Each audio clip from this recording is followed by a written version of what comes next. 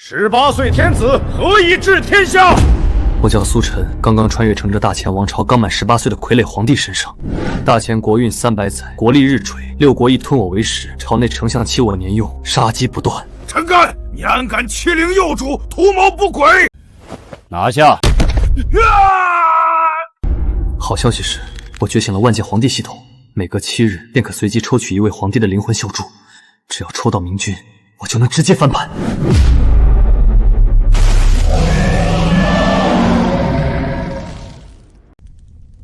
万界皇帝系统正在抽取之中，开始抽取。只要抽到明君，我就能直接翻盘。秦扫六阁，一统天下。项羽不过莽夫，我要节制天下兵马，广积粮，缓称王。恭喜宿主抽取到大明嘉靖青燕皇帝系统，我要验牌，我要换人啊！你成功之后无法更换，下一次抽取7日后。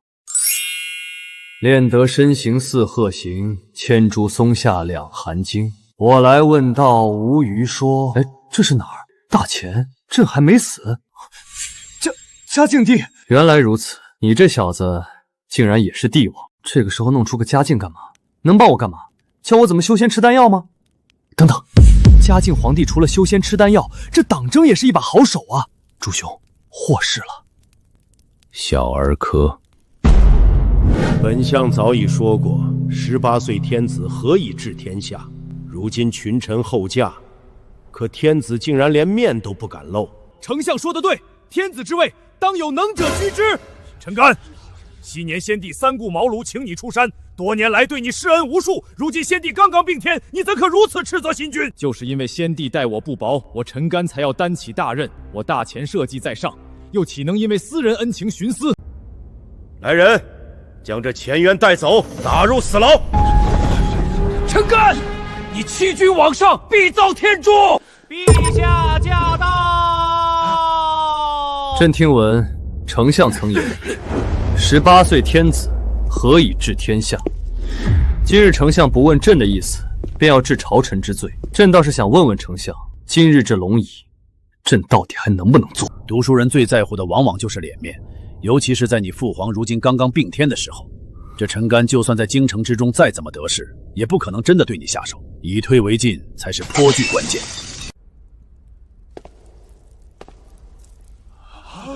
陛下，怎么感觉今日这如儿有些不同了？先皇并天，老臣伤心不已，再加上老臣担忧社稷，这才多言，还请陛下恕老臣之罪。前公又有何罪？陛下，前渊此人心怀不轨，亦趁着先皇病榻，既然丞相是失言，那朕还能再坐一坐这个位子。先皇并天，就连丞相都难免失言，何况诸公？此事就这样罢了，下不为例。丞相以为呢？做得不错，小子，你必须要培养自己的势力，让这群老狐狸看到你有能力和那陈干斗一斗，这才有机会。陛下言之有理。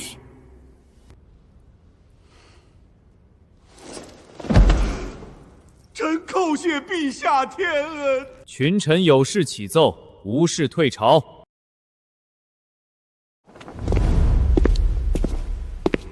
丞相，今日朝堂之上，那18岁的娃娃竟敢当众给您难堪，他莫不是想要翻天了？是啊，皇口孺子，简直是不知天高地厚。以退为进的招数嘛，本相倒是小瞧了这小娃娃。不过尔等无需在意，本相已与那大宋天子取得了联系，苏家的这些皇亲国戚都是酒囊饭袋，只要解决了这段联姻，那小皇帝便可以死了。丞相的意思是，那大宋天子当真会不管不顾？丞相，妻女与那小子的联姻也已广为人知，大宋天子岂能轻易看着我等杀了那小子？哼，我欲割让青云3州送给他大宋，与3州之地相比，区区一段皇族联姻毁了又能如何？3州之地，先皇穷极一生才打下来，群臣岂能答应？那又如何？杀了便是。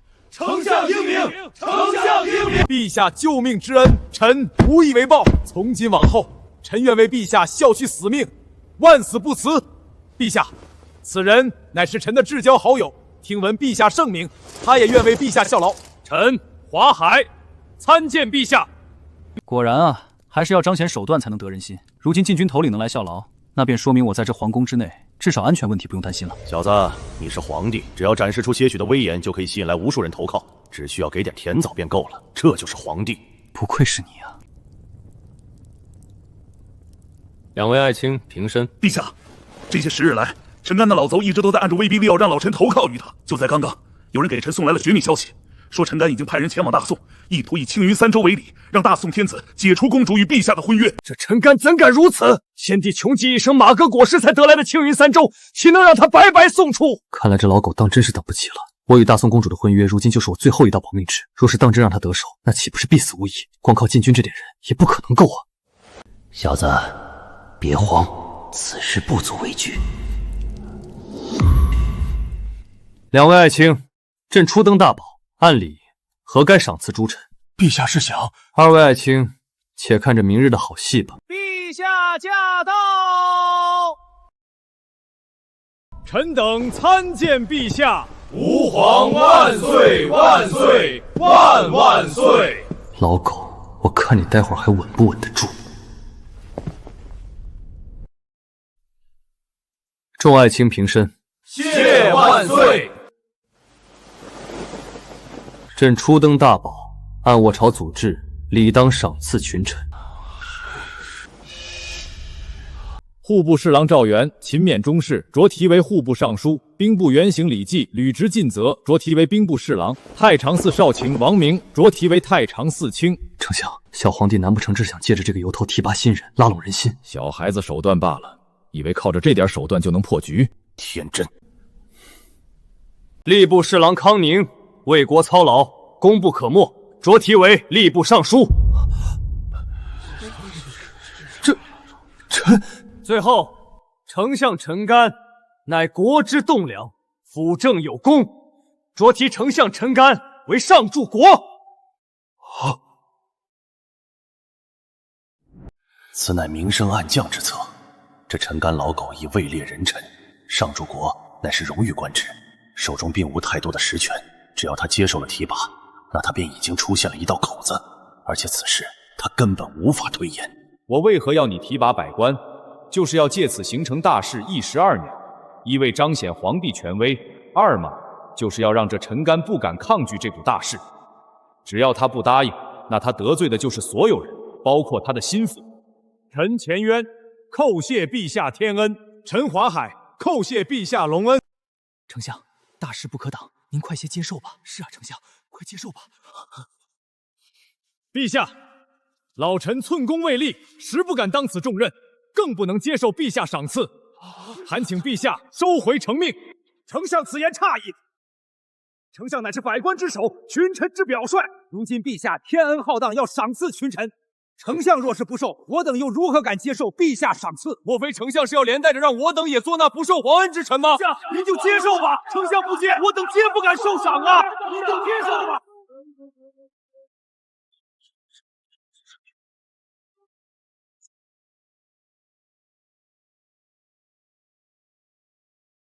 越是不催，他便越慌。你若逼得太急，群臣会觉得你刻意打压他。可你把选择交给他，他若不接旨，便是他自己不识抬举。上柱国劳苦功高，朕自然不会逼迫忠臣。既然上柱国一时难以决断，朕便赐你一炷香的时间，好好思量。朱清暂且留殿，今日这道恩旨，朕要亲眼看着他落定。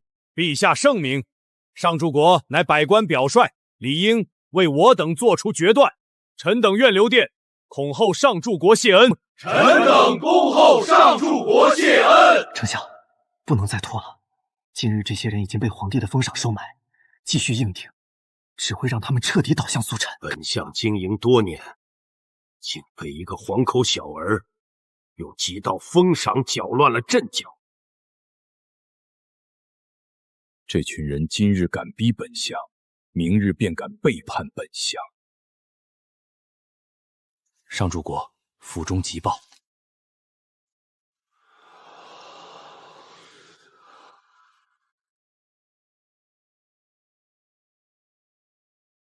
丞相，可是那边有消息了。先让你得意半日，待今夜之后，本相倒要看看你还能不能坐稳那张龙椅。一炷香将尽，请上柱国决断。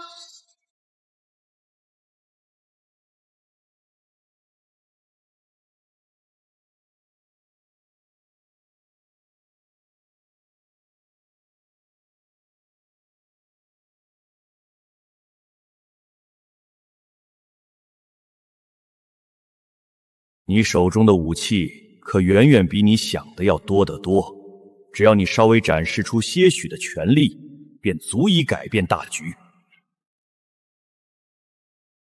若这陈干执意不从又如何？他若不从，便会与全部官员离心离德，想弄死他的人就会越来越多。他若从了，你便可趁着这股大势，将其权力夺回来些许。与朕当年相比，这些都是小场面。不愧是你，上柱国，陛下隆恩浩荡，您就赶紧谢恩吧。是啊，上柱国，此等厚赐。这小子怎么越来越歹毒了？好在我有所准备，只要等个消息便可随时动手，要不然的话还真有可能翻车。哼，这次得先让你得意得意。老臣谢主隆恩。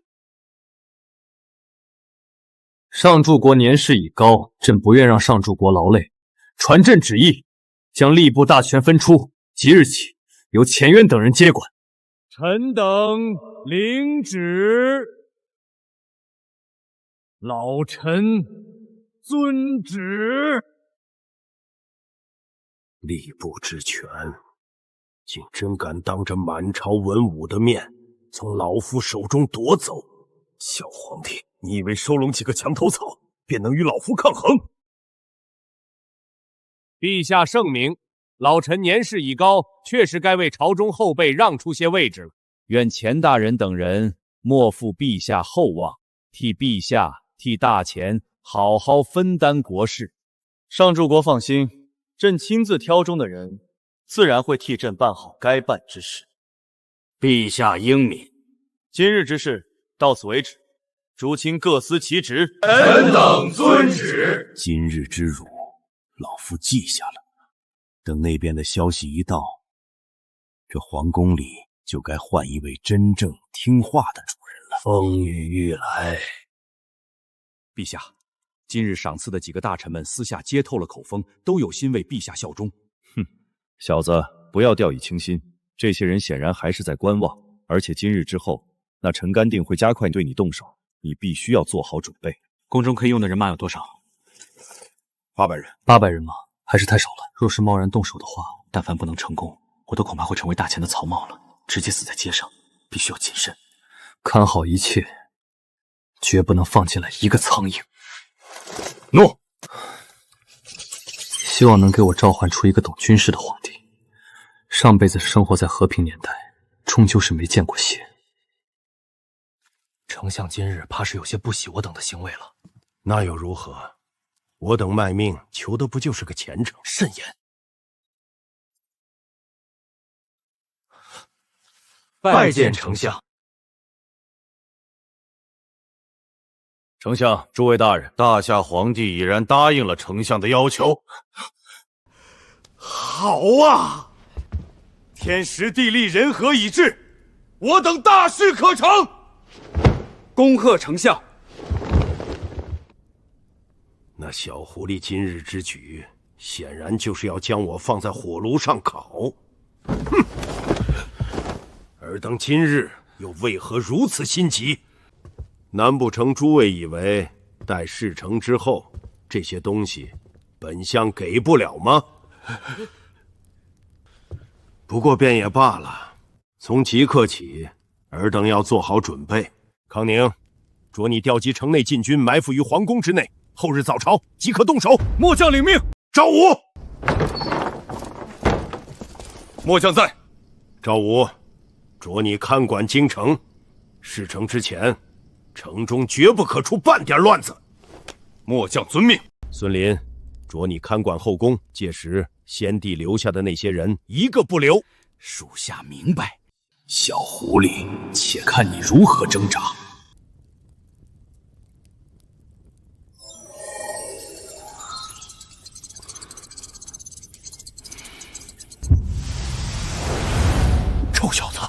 你可别把我老祖宗召唤出来，若是不然，我……若是当真能召唤出朱元璋青烟，那可就太好了。你小子可别卸磨杀驴，若是见到了太祖皇帝，他定会抽死我。抽取成功，当前皇帝大唐太宗皇帝李世民青烟。唉。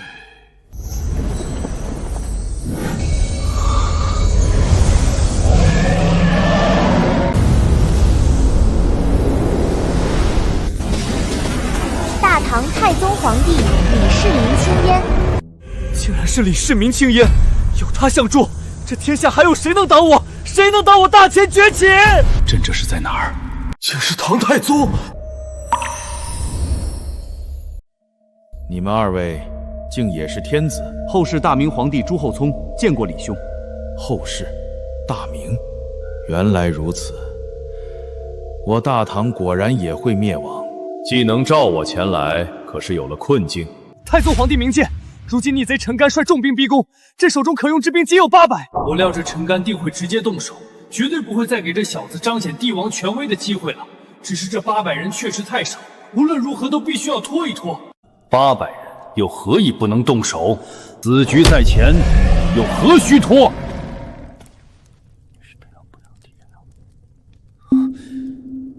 就这么办，800人变800人。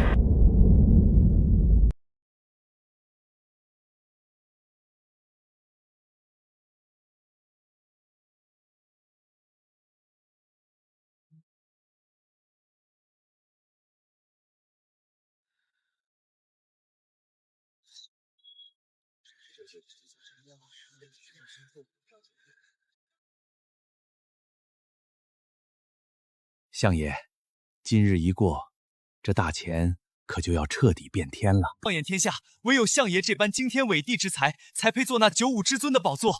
待会儿百官齐聚，我等便可直接胁迫天子。他若识相，传位诏书唾手可得；若是不配合，我等便当场将他杀了，夺了玉玺，直接发一道矫诏。如今满朝文武皆被我等操控，此时绝无人敢走漏半点风声。老夫为他人做刀数十年，今日终于可以坐上那把龙椅，做这天下的执刀人了。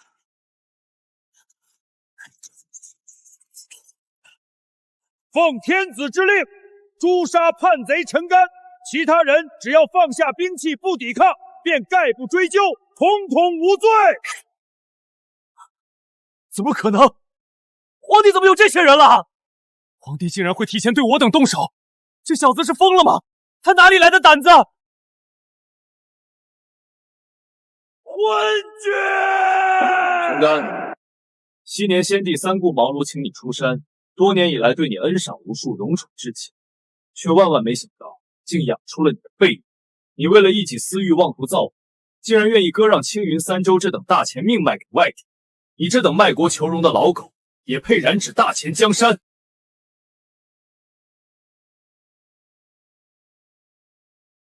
杀！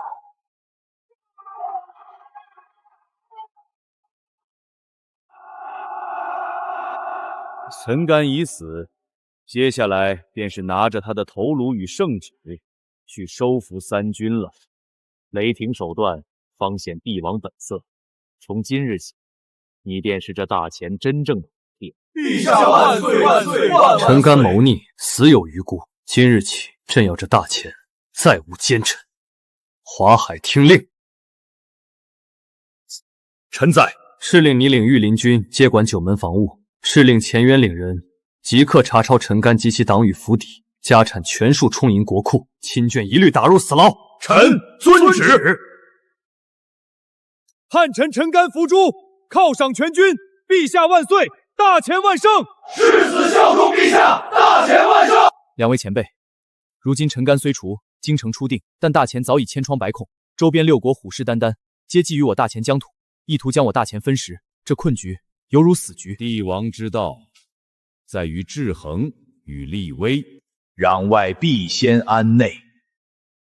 如今内患已平，你已握紧了这天下的刀柄，何惧之有？意图霸业，岂容六国所存？小子，此事你可放心，有朕在，区区六国不过是土鸡瓦狗，朕自会教你如何将他们一一踏平。陛下，大事不好！大夏公主带着使者团已经到京城了。大夏国，他们这个时候来做什么？那大夏公主极其嚣张，其人来者不善，扬言若陛下不答应她的条件，大夏铁骑便要直接踏破我大前边关。好一个大夏公主，敢来朕的京城趁火打劫，朕倒要看看她有几个脑袋够砍。陈干这狗贼，刚刚答应将青云三州割给大夏，这大夏公主便亲自来了，显然是想给朕个下马威，要与朕退婚呢。陛下，如今六国皆在盯着我大钱，唯有大夏有所摇摆。若是大夏再盯上我大钱，我大钱危矣。小子何须慌乱？为君者，喜怒不形于色。泰山崩于眼前，亦不能露出破绽。不错，兵来将挡，水来土掩，朕倒是要看看他能闹出什么风浪来。青云三州，朕绝不会让。陈干呢？纵观你们大钱，也唯有一个陈干配与本公坛。阁下虽是大夏公主，但此地乃是我大钱朝堂。公主既是与我朝陛下有着婚约，又在我国朝堂，岂能如此无礼？你国朝堂，若无我大夏，你大钱就算能不能留下香火都不知道，你又安敢与本宫讲道理？陛下驾到！叩见陛下！免礼平身。不是说这小皇帝只是傀儡吗？怎么感觉这些大臣都有些恭敬？朕闻公主言，我大钱既有丞相能与公主商谈。也罢，来人，将丞相请来。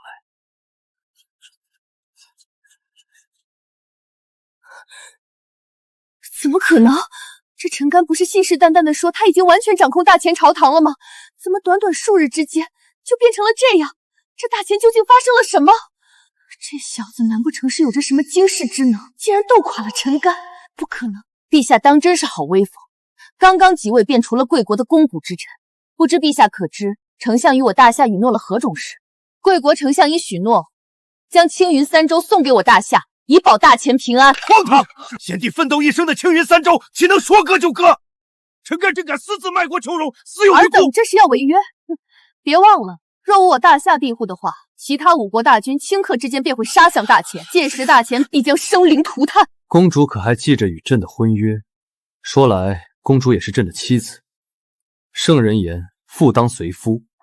朕乃大钱皇帝，公主既是朕妻，又岂能说出这般话来？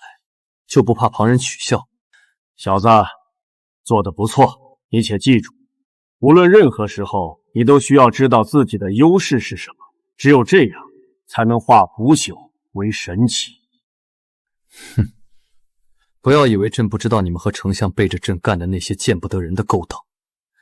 你如今与朕还有婚约在身，你觉得如果五国与我交战，你可以全身而退吗？我国早已与其他五国定下盟约，你且看五国的战火会不会殃及池鱼。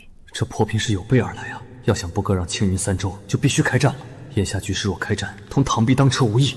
你大夏想要青云三州，断然无。大钱言而无信，我们也不会与无信用之人联姻。今日这婚，我退订。退婚？你以为退婚是你大夏的万全之策？不然呢？难不成你这18岁的孩童还能扭转乾坤？青云三州是大钱根本，绝不能割。这有何难？一，沈念今日退婚意在逼宫，你不可硬拒，需假意示弱稳住他。二，趁待他游览大钱宫院的机会，暗中吩咐手下散布婚事将近，大钱将以公主之名行赈灾之实的谣言。三，暗中拿下当朝贪官丞相的家底，以大夏公师体恤子民的名义开仓放粮。四，待其他三国使节察觉大夏与大钱的利益捆绑时，顺势推波助澜，让五国盟约自生嫌隙。妙啊！茅塞顿开。公主息怒，婚约之事事关两国邦交，朕岂能草率决断？既公主今日有此心意，朕愿与公主同游御花园，聊聊两国风土，细谈退婚之事，如何？也好，我倒要看看你大钱的宫院有何值得称道之处。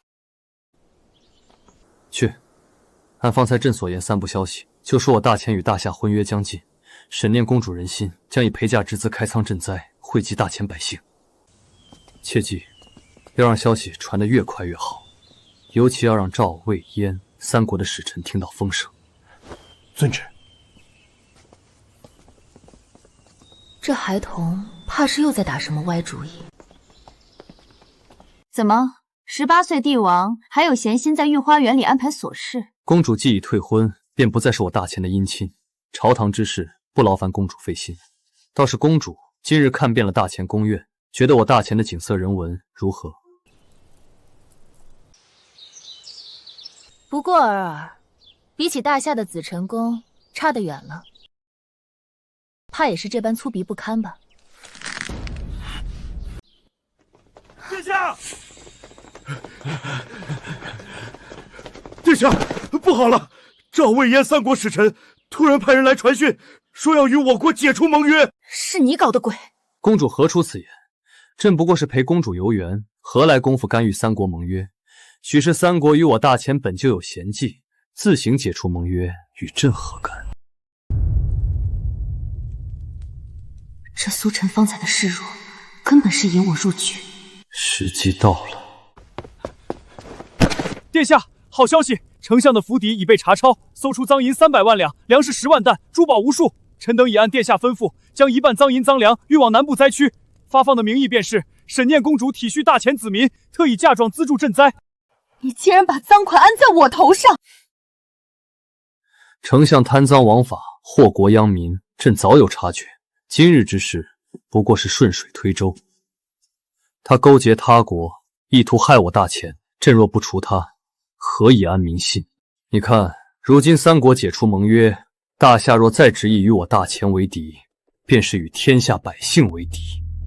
你大夏皇室世代传承的基业和脸面，岂能为了青云三州毁于一旦？不如顺势与我大前联姻，共守邦交。你我两国互通有无，远比兵戈相向要好得多。这个18岁的帝王，远比我想象的要深不可测。苏晨，婚约之事，我大夏可以在意，但青云三州，你大前必须做出让步。公主还是趁早死心。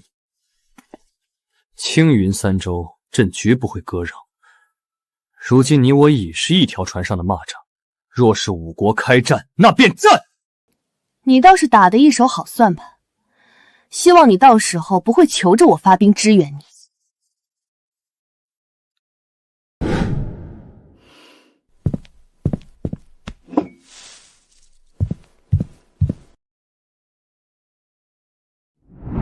青云三州总算保住了，贪官伏法，民生大善，如今又与大夏达成联姻盟约。这波当真是名利双收。五国开战，此战事关大前国运。首战告捷，大前尚可争取到喘息之机。此战若败，便是国破人亡，事关生死，绝不可小觑。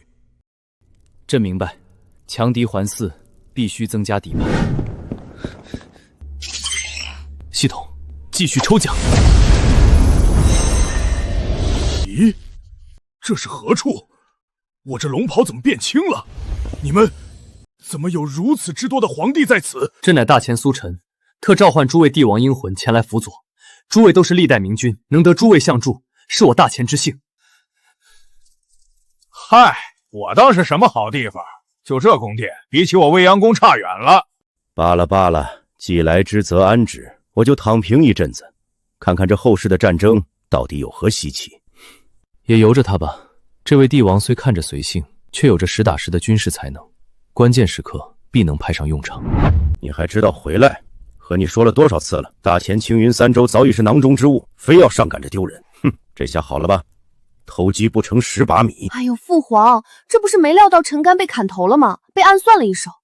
你看，这不是带了顺手礼给你个惊喜吗？这可是我从苏晨后花园偷来的，您消消气儿。好话啊！等等，你是说陈干被砍头了？是啊，家都被抄了。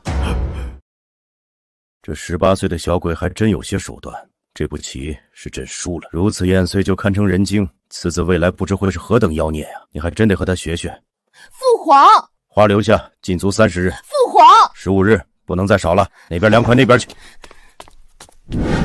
殿下，大事不好！梁山之地遭遇敌军。梁山是大前边境要塞，驻守着3万大军。此次刚回运送了梁山驻军3个月的粮草，一旦粮草被劫，梁山驻军将陷入断粮危机，吴国大军便可趁虚而入，直逼大前南部。殿下，万万不可轻举妄动！梁山之地地势险要，多少年没有遭遇敌军了，必是早有预谋。去看看呗，让我见识见识这个时代的战争是怎么样的。哈哈哈哈哈哈！高祖说的在理，朕也正有此意。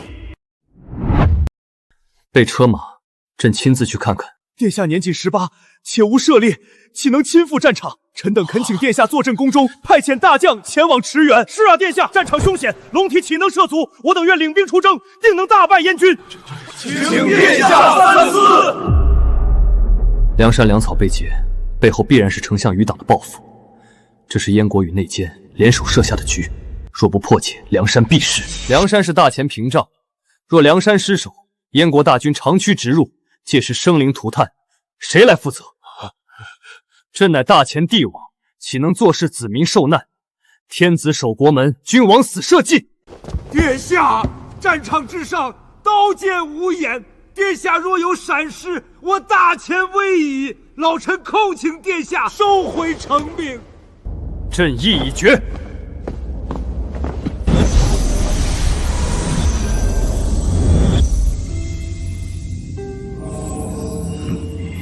这才像样。帝王之道就在其中。哼！出征！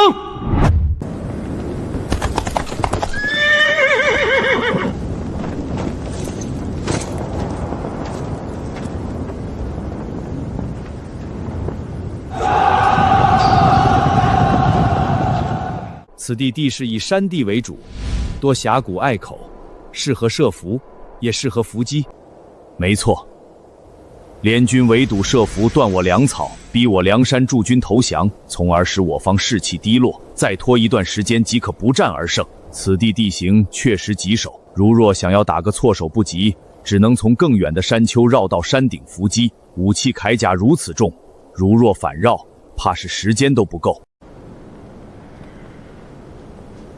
就一个18岁刚上位的皇帝，真的有办法吗？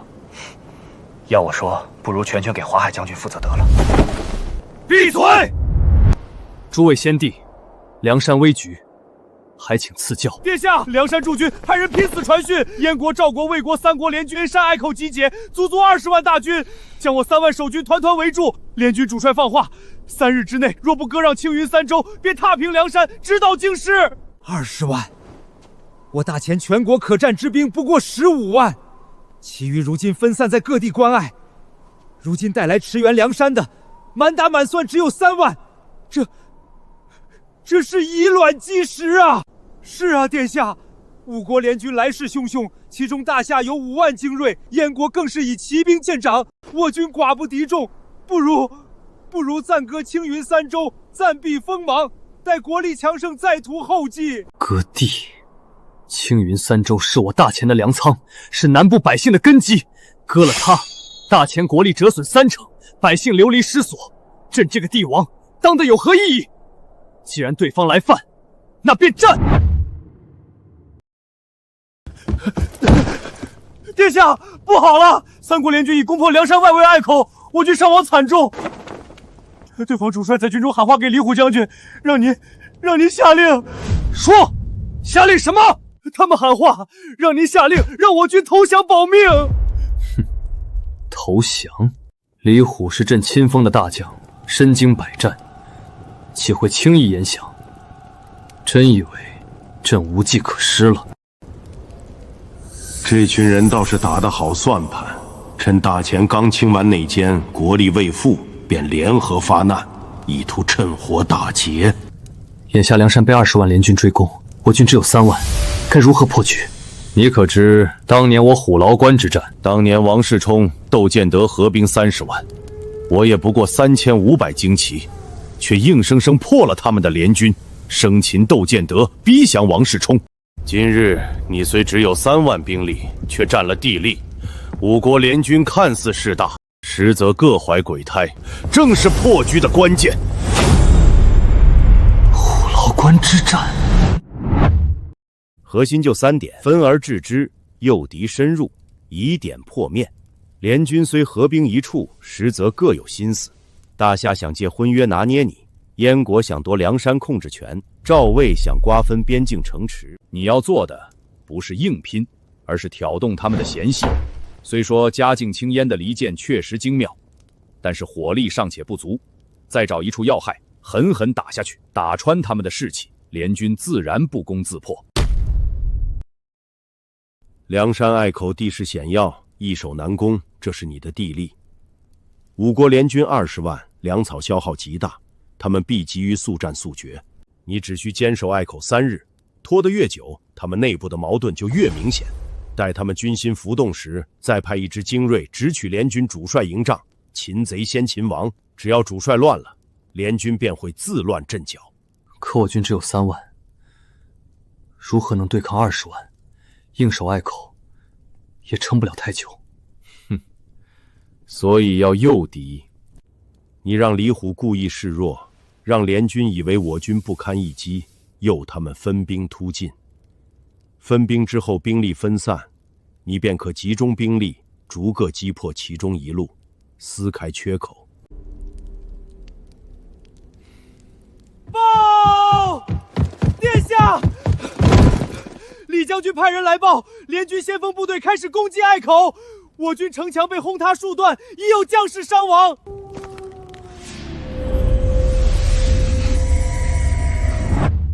传朕旨意，令李虎率1万主力死守隘口，务必坚守3日。令王勇率8000轻骑绕至联军侧翼，伺机袭扰粮草。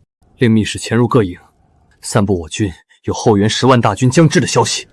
冷静下来，一定不可自乱阵脚。一个失误就将万劫不复。当年我破窦建德，靠的是轻骑奔袭，断敌粮草，攻心为策。你如今虽无虎牢关的天时，却有梁山的地利，可照搬此策，稍作调整，定能叫那联军有来无回。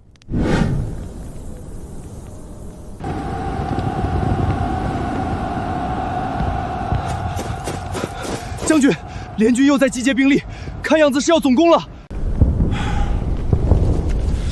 传我将令，全军收缩防线，弓弩手退至内墙，步兵背后滚木列石，务必守住隘口。记住，只守不攻，故意示弱，让联军以为我军弹尽粮绝。将军，这是陛下的旨意。没错，陛下说了，要拖得联军久攻不下，心生懈怠，再寻机破局。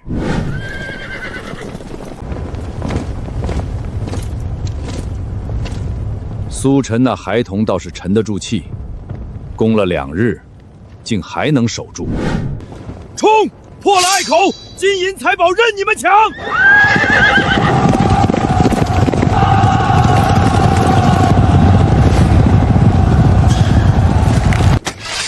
放箭！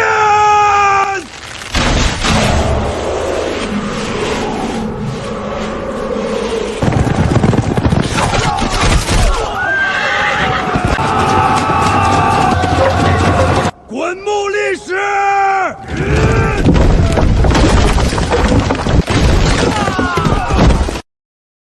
继续冲锋，退后者斩！报告将军，不好了！后方大前骑兵袭扰，我军惨败！什么？报！绕后包操的赵坤将军传来消息，隘口后方有伏兵，我军3000士兵伤亡。这大前守军太狡猾了，兵分3路被看穿了，这是18岁孩童能出的谋略吗？不行，必须尽快破城，否则粮草耗尽，联军必败。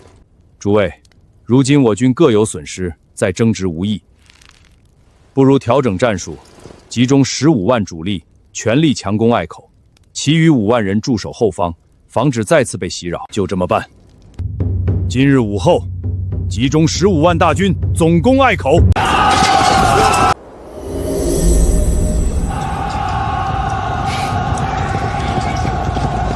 不过是困兽犹斗。我看那大前守军已是强弩之末，再攻一日，必能破城。拿下梁山，我燕国便可南下。占了这咽喉之地，日后大钱都是我等囊中之物。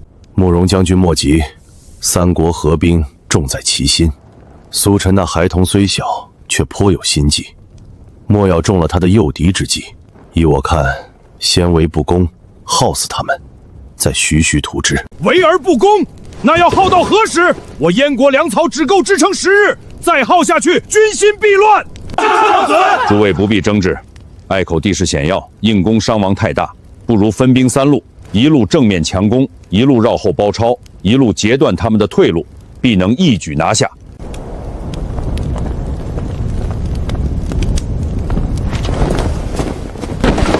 禀报陛下，联军计划已探明，他们明日清晨分兵3路总攻，燕国5万骑兵正面猛攻，赵坤率5万步兵绕后包抄，魏军驻守侧翼，切断退路。哼，上钩了。好，果然不出陛下所料，我这就连夜赶往绕后路设下埋伏，等赵坤的5万步兵经过，便袭扰他们的粮草队。传令，令5000弓弩手移至隘口左侧，针对燕国骑兵的冲锋路线。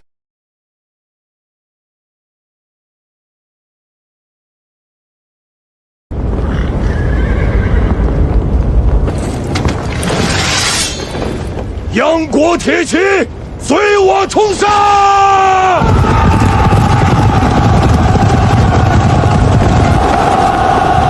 联军的死期到了。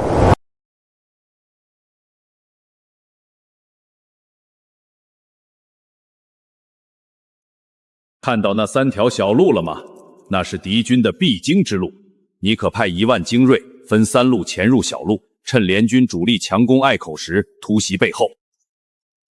当年我断窦建德粮草，生擒2国，靠的就是轻骑奔袭，速度极快，让敌军来不及反应。你如今派去的士兵需轻装上阵，不求杀敌，只求点燃敌方粮草，败坏敌方军心。只要3处后路都受到包夹，3国联军的军心必乱。那15万大军强攻隘口，我军只有3万主力防守，如何抵挡？别急，还有后手。你可让李虎陪同，率5000士兵正面战斗中佯装败退，抛头露面，引诱联军主帅慕容烈等人深入鹰嘴崖下方的峡谷。峡谷狭窄，兵力无法展开。届时你派1支弓弩手藏在峡谷两侧，万箭齐发，必能重创联军主帅，让他们群龙无首。擒贼先擒王，好，就按此计行事。全军听令，卸甲，丢弃一切重型辎重，轻装上阵。趁着联军主力集结的间隙，分3路潜入小路，出发。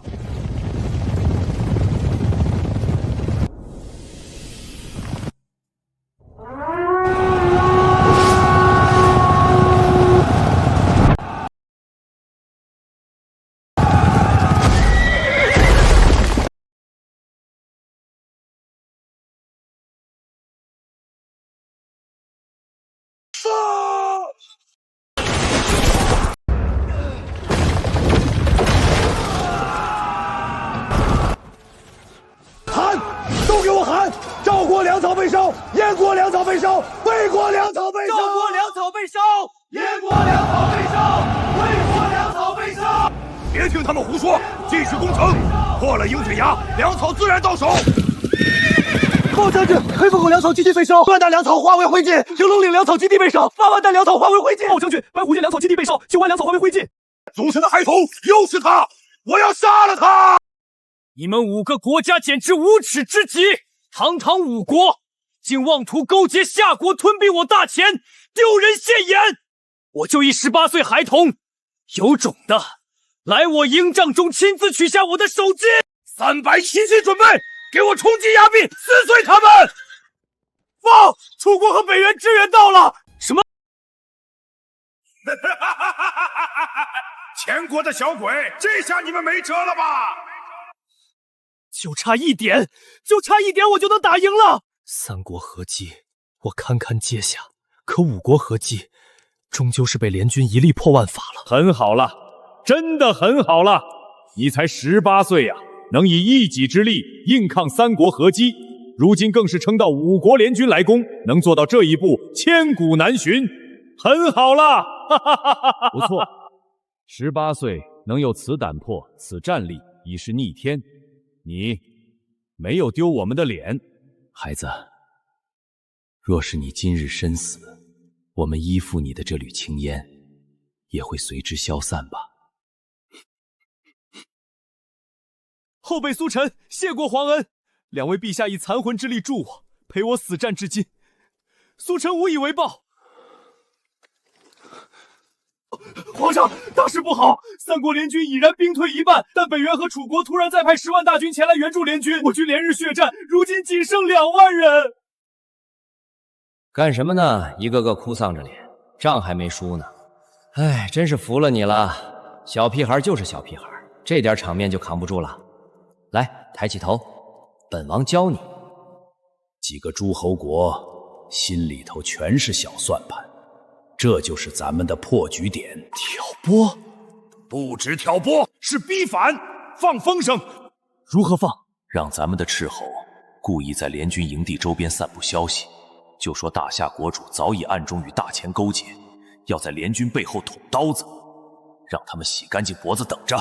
这事做得真真假假，让北元、楚国的主帅先怀疑大夏，他们本就不齐心，一点风吹草动就能让他们起内讧。善，此乃疑兵之计，以乱其心。联军若对大夏生疑，便会率先问责大夏，届时大夏百口莫辩，只能被迫站队。你不是与我等同为联军共伐大钱吗？为何暗中勾结大钱？莫非你早已背叛联盟，想坐收渔翁之利？诸位主帅误会，我国主绝无背叛联盟之意，皆是大钱散布谣言，妄图离间我等6国，将夏国从5国联军中摘除。离间？哼！从你大夏公主去大钱时，我就觉得不对了。你们最好老实一点。联军已对大夏起疑，大夏如今已是骑虎难下，我们要再推一把，让大夏别无选择。怎么推？我们主动出击，袭扰联军粮草，而且要装扮成大夏国的士兵。如此一来，大夏便陷入两难，要么与我军交战，要么与联军决裂，投靠我大钱，而后者才是他唯一的生路。命1万精锐夜袭联军粮草营，务必烧毁联军3成粮草，装扮成大夏军队，行动时故意留下大夏军队的信物。遵命。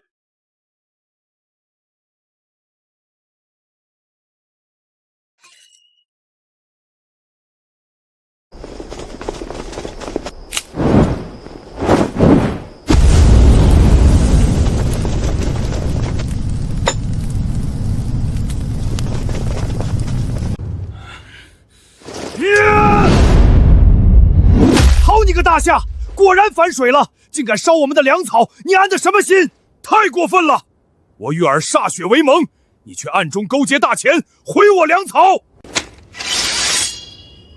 今日若不给我等一个说法，我等便率大军攻打大夏王城。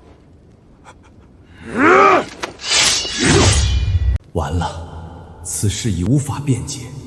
大夏若不反水，必会被联军攻打，还会落得个背信弃义的千古骂名。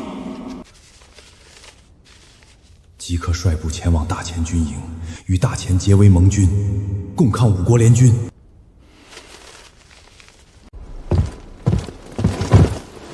大夏国特使奉我国主之命前来结盟，大夏愿反水，助大钱共抗5国联军。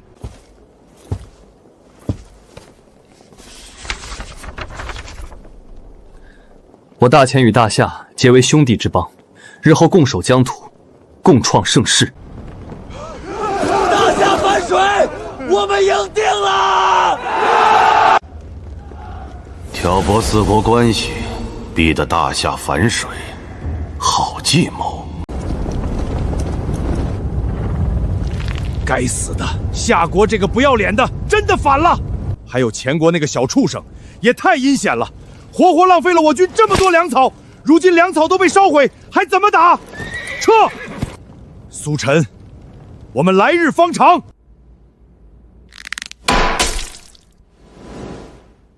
哼，前国的小畜生，还真让你暗算到了。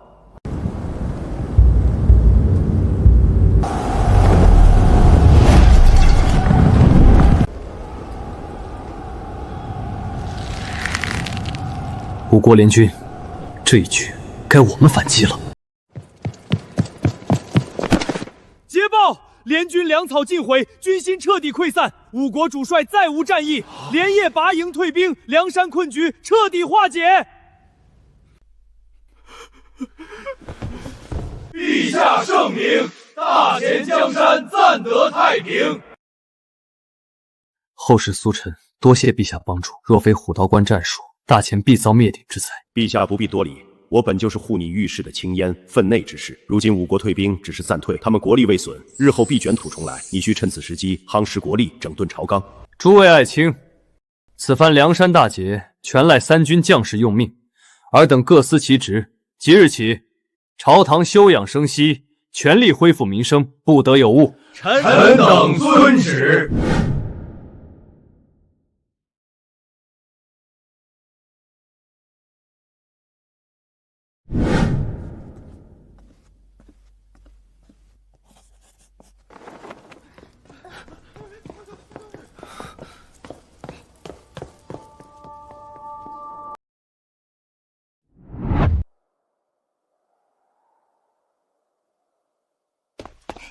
小皇帝，你天天看这些破折子，多没意思！陪我去御花园放风筝啊！沈念，此乃紫泉殿，朕在处理朝政，不得放肆。朝政，天天都是朝政。你才18岁，比我都小半个头，天天在这装老成，累不累啊？你大胆！我不管了，我就一直在这吵你，让你批不了奏折，看你陪不陪我。你简直不可理喻！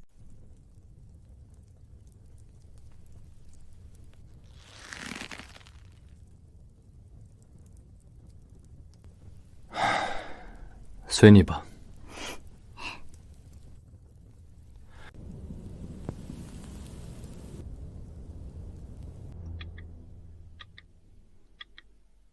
哼，这沈念虽娇蛮，却本性不坏，倒比这宫中那些逢迎献媚之人真实的多。此前一直忙于朝政，连抽奖的机会都无暇动用。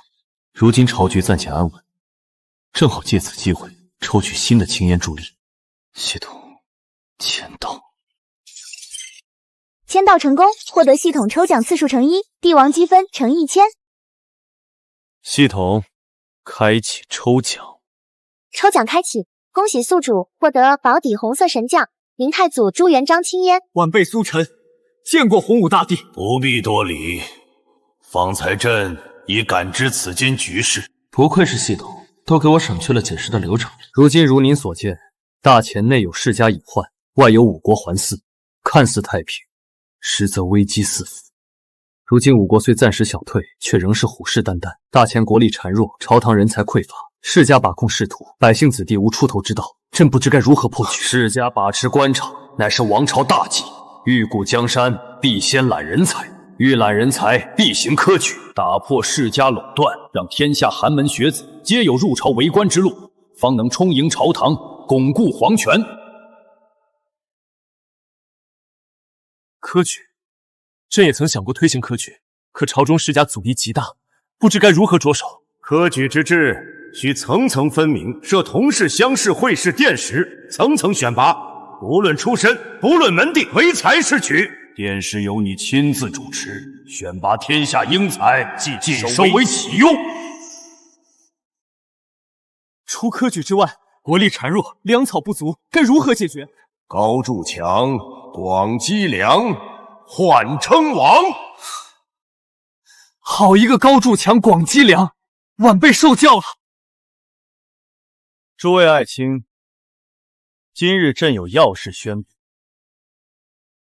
即日起，大前正式推行科举制度，面向天下学子，不分门第，不分出身，通过考试选拔官吏，充实朝堂。陛下，万万不可！朝堂官吏向来由世家举荐，此乃大前祖事。科举一旦推行，世家根基必乱，朝堂也会动荡不安，求陛下三思啊！是啊，陛下，寒门子弟无学识无背景，岂能担当大任？此举万万行不通。祖制若能固国，大钱岂会陷入梁山困局？这是朱元璋在借着我的身体说话。朕意已决，科举制度即刻推行，由礼部全权负责，设立4级考试，谁敢阻拦，谋逆论处。臣等遵旨。传朕旨意，即日起全国推行屯田制，各地军队闲时垦荒种田，官府拨付粮种，减免百姓赋税，兴修水利，全力囤积粮草，加固梁山、雁门关等各处边境关隘，筑牢防御，任何人不得懈怠。陛下，此举耗时耗力，国库如今空虚，恐难以支撑啊！国库不足，那便缩减宫廷开支，罢免无用官员，严查贪腐，充盈国库。凡有官员推诿不作为，一律革职查办，绝不姑息。臣遵旨。另外，对外一律示弱，即刻派遣使者出访五国，赠送薄礼，暂不起争端，全力积蓄国力。陛下向来刚硬，为何突然改变策略，对外示弱？朕意已决。臣等遵旨。此举虽会触动世家利益，但长远来看，乃是强国之本。待科举选出寒门英才，屯田积攒足够粮草，大钱便有了与五国抗衡的底气。不是吧？你怎么做到的？短短数日，大钱国先前的颓势一扫而空，外头连饥民都越来越少了。天机不可泄露。别卖关子了，快说说，到底有啥秘诀啊？高筑墙，广积粮，缓称王。广积什么王？你再说一遍，苏晨。孺子不可教也。什么教也？你什么意思？总感觉你说的不是什么好话。18岁的黄口小儿，刚坐稳龙椅就敢动咱们世家的根本，推行科举，简直是痴心妄想。丞相说的对，他一个毛头小子，懂什么朝政？不过是仗着几分头的好胎瞎胡闹。以前先帝在时，哪敢动咱们分毫？现在倒好，寒门子弟也想入朝为官，简直是笑话。就是，屯田制更是断咱们的财路，还想丈量私田，严查贪腐，太天真了。诸位稍安勿躁，咱们早就买通了南北考场的主考官、监考官，所有试卷都在咱们掌控之中，都已经尽数安排给了我们4大家族手下的弟子们。那些寒门穷酸，就算考到天荒地老，也别想踏入朝堂半步。哦，此事当真？刘大人办事果然利落。千真万确，银子已经送到了每位考官手里，他们都保证只录咱们世家子弟，寒门试卷一律作废。那小皇帝就算亲自主持殿试，也翻不了天。妙啊！如此一来，科举不过是走个过场，朝堂依旧是咱们的天下。那小皇帝还以为自己英明神武，实则被咱们耍得团团转。妙啊！如此一来，科举不过是走个过场，朝堂依旧是咱们的天下。来，咱们干一杯，庆祝那小皇帝美梦落空。等风头一过，咱们再慢慢收拾他。干杯！任凭他苏晨折腾，终究不过是个18岁的娃娃，翻不起大浪。咱们只管静观其变，看他如何收场。那小皇帝在紫宸殿苦哈哈批奏折，咱们在这儿饮酒作乐，快活似神仙，这才是人过的日子。几位大人乃是国之栋梁，那小皇帝自然要仰仗各位老爷。还是美人会说话。来，陪本相喝一杯，管他什么科举屯田，都不妨碍咱们逍遥快活。陛下圣明，陛下万岁啊！若不是陛下力排众议，推行科举，给咱们寒门子弟一条出路，我就算读破万卷书，也永无出头之日。我林家世代务农，祖父父亲一辈子面朝黄土背朝天，受尽世家欺压。如今陛下开放科举，不问出身，唯才是举，这是天大的恩德。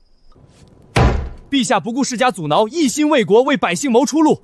我林文修定要刻苦攻读金榜题名，入朝为官，效忠陛下，报效朝廷。朕就怕他们暗中买通考官。你今日微服私访，没有得到什么情况，但这不是什么好信号，更是代表着世家已经完完全全隐匿到你发现不了了。这便是世家本性。推行科举确实能扭转局面，他们的狐狸尾巴我更得揪住。我按兵不动，他们越是猖狂，越是露出破绽。朕定不负天下寒门学子，定要肃清吏治，重振大前。实在撑不住了，去街角讨口热水，再坚持坚持，明日就是科举，明日考完科举就好了。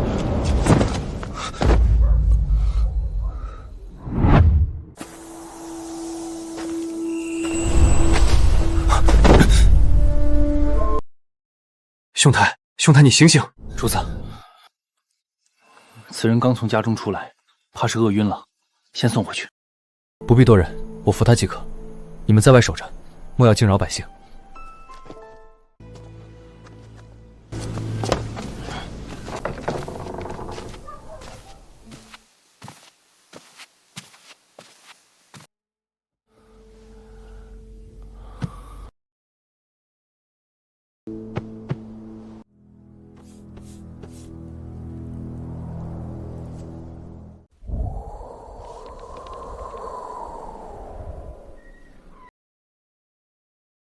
没想到竟是这般寒苦的书生，家徒四壁，还在苦读，遇见便是缘分吧。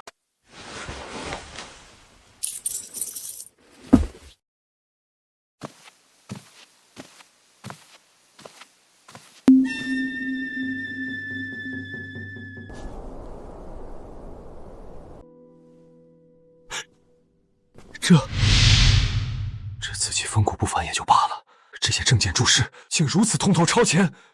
论科举选才之要，论世家垄断之害，论屯田计量之力，比朝中老臣看得还要透彻。小小寒门书生，竟有这般眼界格局，大前竟藏着这样的人物。合击之时，我以守为攻，控中路，稳两翼，方能堪堪接下。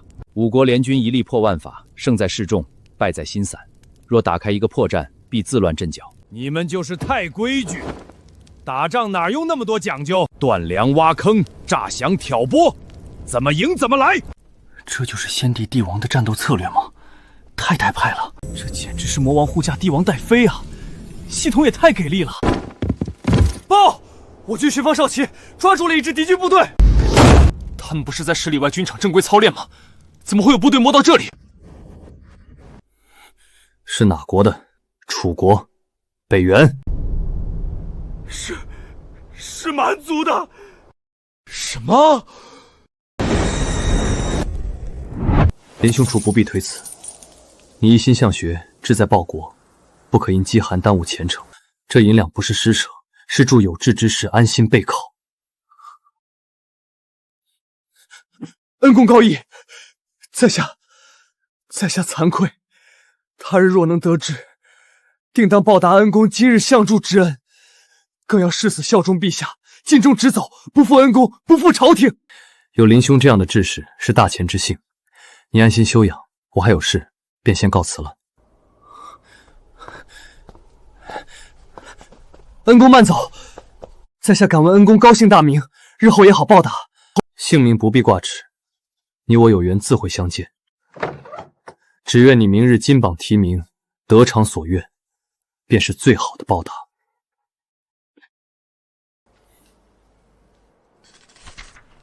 言辞空泛，无甚建议。这份堆砌词草，不通实物。唉，世家子弟果然多是庸才。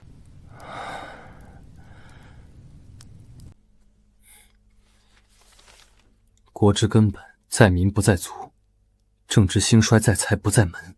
陛下推行科举，乃破世家之计，安天下之心；屯田积粮，乃强国家之基，阻百姓之生。此论直击要害，字字诛经。好一个在民不在族，在财不在门。论科举，论屯田，论边防，论吏治，无一不精，无一不通，见解之深，远超朝中老臣。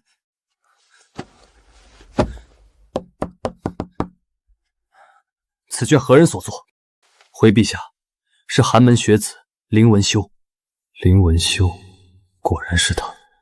家贫而志坚，困苦而学优，心怀天下，言有乾坤。此等人才，若不用之，是大钱之事。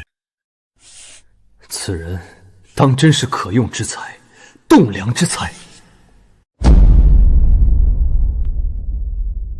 有此世子在，朕的科举便不算白费；有此人才在，朕的新政便有人可用。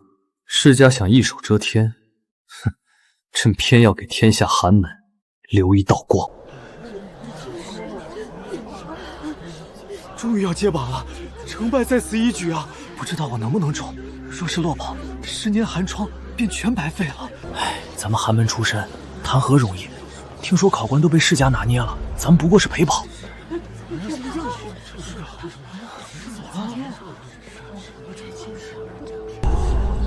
恩公，没想到在此地遇见恩公，在下林文修拜见恩公。林兄不必多礼，今日科苦放榜，林兄前来等候结果。正是。在下今日能有机会参加科举，能站在此地，全赖陛下圣明，也全赖恩公那日出手相救，赠银相助，大恩大德，在下没齿难忘。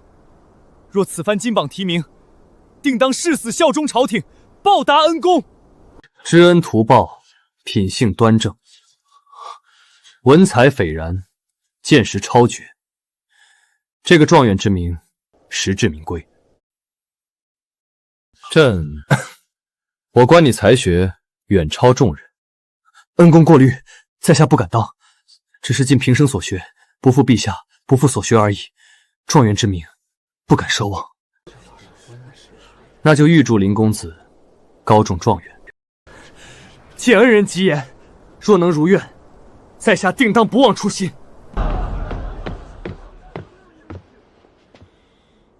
吉时已到，接榜。第3甲进士陈世安。我中了！10年寒窗，我终于中了！第3甲刘世德。中了！第2甲赵文斌。我中了2甲，我中了2甲！忘了，唉，意料之中，世家当道，我等寒门哪有什么机会？这般紧张，倒是少年心性。头甲探花张景龙。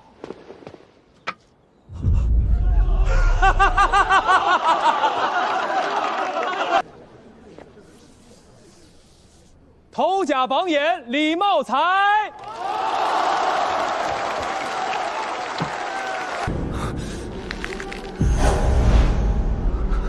最后一块，该是林文修了。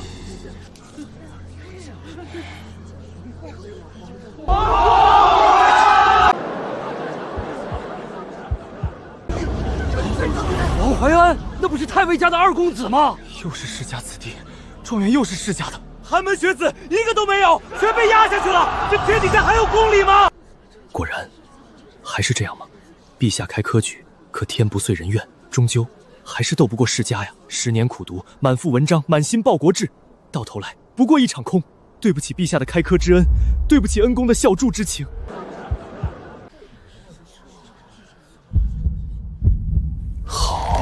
好得很，竟敢在朕眼皮底下公然舞弊，调换考卷，篡改状元。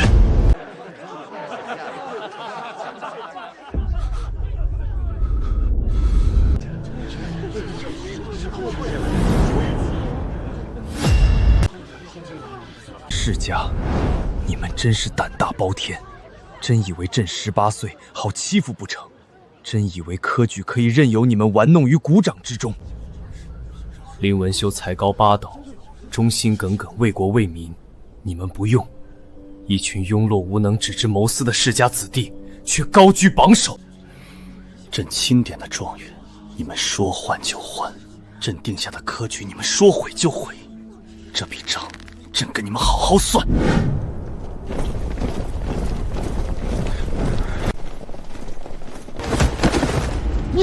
你们干什么？不用演了，朕知道，你就是蛮族奸细。你这个小屁孩，怎么会看得出是我？也罢，不妨告诉你，昨夜帐外确实安静，不过你没料到一点，朕昨夜在帐中自言自语，怎会毫无异常？所有亲卫都一致表示我帐中有声响，就只有你不在，所以听不到朕的自言自语。你是不是想说自己去茅房？你在夜深后和另一名亲卫说自己要去茅房后不到一炷香，蛮族罪犯就挣脱了。你真当朕只是普通孩童？哈哈哈哈哈！无妨，看你也死到临头了，你们的大王很快也会来见你的。你们别做梦了！蛮族大王亲率10万大军埋伏，你们这点兵力根本不是对手。我蛮族勇士早就把撤退路线围得水泄不通，你们一去必定全军覆没。10万大军，正好，我正想好好会会蛮族主力，今日就让你们知道，犯我疆土者必遭重创。留着他还有用，先关起来，等我们破了蛮族伏击，再用他的人头祭奠我军牺牲的将士。先拖下去关起来。蛮族既然敢设下此等埋伏，定然还有后招。待追击前来之时，你率军撤退时，务必让士兵们佯装慌乱，丢盔弃甲，做出仓促撤军的样子，才能让蛮族伏兵彻底放下戒心，主动出击。引蛇出洞，全军撤退，快！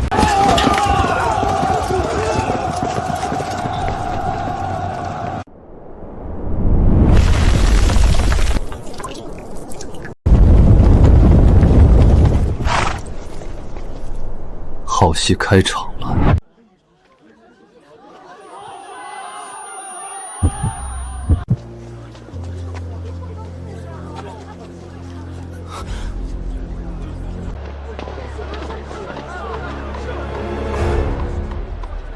你们2个悄悄跟上林文修，贴身护着他，不许任何人惊扰暗算，全程暗中看护，不得有误。属下遵旨。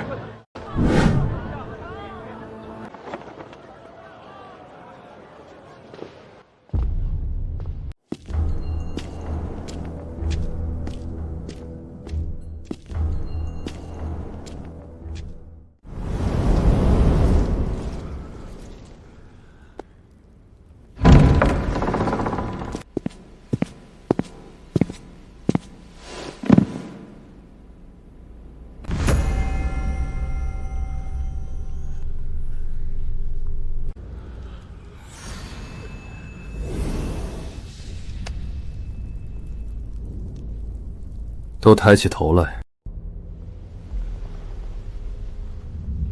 朕问你们，经科科举，朕亲自阅卷，亲自钦点的状元寒门世子林文修，策论冠绝全场，政见通透，心怀家国，字字珠玑，远超所有世家子弟。为何最终皇榜公示，状元却变成了太尉之子王怀安？朕问你们，考卷封存严密，殿试规制森严，是谁胆大妄为？用的什么手段？何时调换的状元考卷？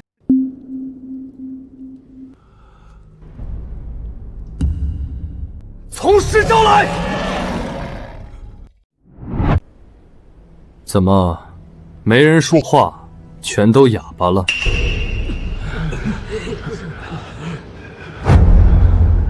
平日里身居考官之位，执掌天下寒门进退之路，风光无限。如今犯下欺君舞弊、乱政祸国的大罪，便个个畏罪晋升。朕再问最后一遍，是谁牵头调换考卷？是谁收受贿赂？是谁篡改朕钦定的状元名次？如实招供，朕尚可从轻发落；姑息隐瞒，今日便是你们的死期。陛下，臣冤枉啊！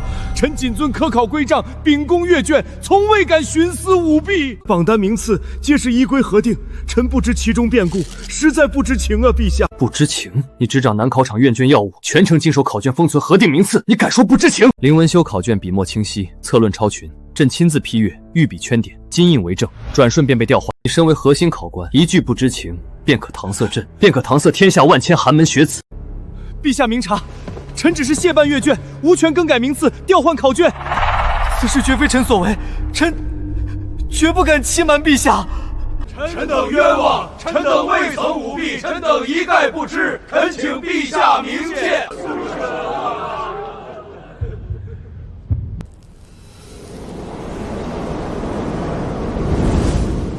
一群蛀虫鼠辈，识君之路，担君之忧，身居考官重位，掌选才大权。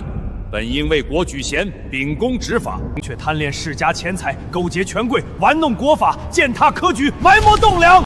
朕最恨考场舞弊，官官相护。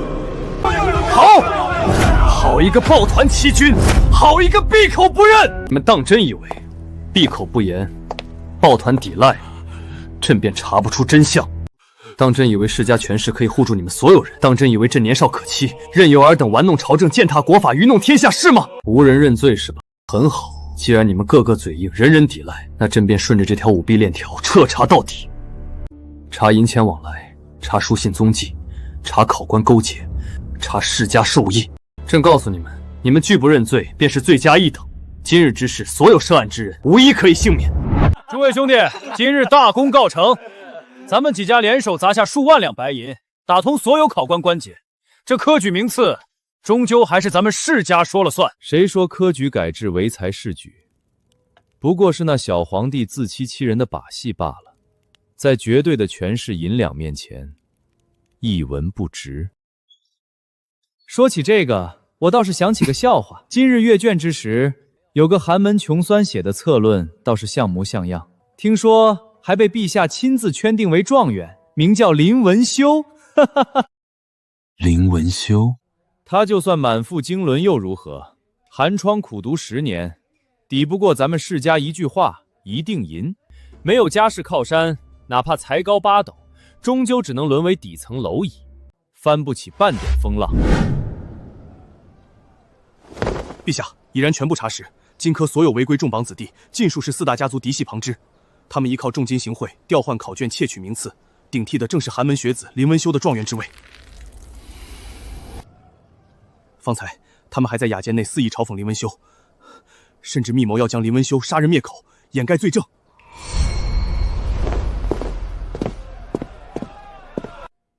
说起来，今日那帮考官倒是懂事听话，收了咱们的银子，办事利落至极，真是一条听话的好狗。改日定要好好酬谢一番。好狗！大钱的朝廷命官、科考考官，何时成了你们世家豢养的走狗？你是何人？胆敢擅自闯入我等宴席？不过是个阅卷的小官，也敢管我等世家之事？来人，全部拿下！敢抓我！你知道我爹是谁吗？速速放开我，不然我爹要让你扒皮成筋，吃不了兜着走！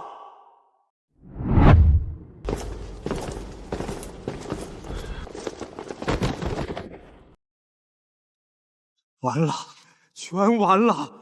陛下定然已经彻查清楚，咱们抱团抵赖，彻底没用了。世家子弟尽数落网，人证确凿，今日我等必死无疑呀！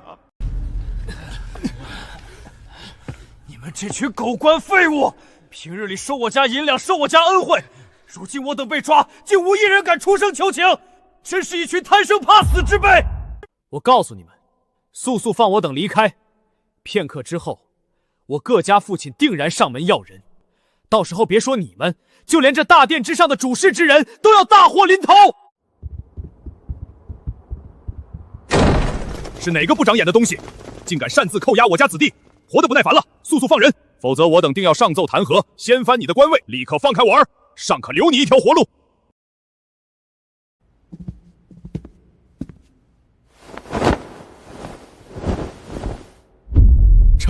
臣参见陛下。吾皇万岁万岁万万岁！你们方才口口声声质问，是谁活得没耐烦了？如今朕便站在这里，你们不妨再问一次。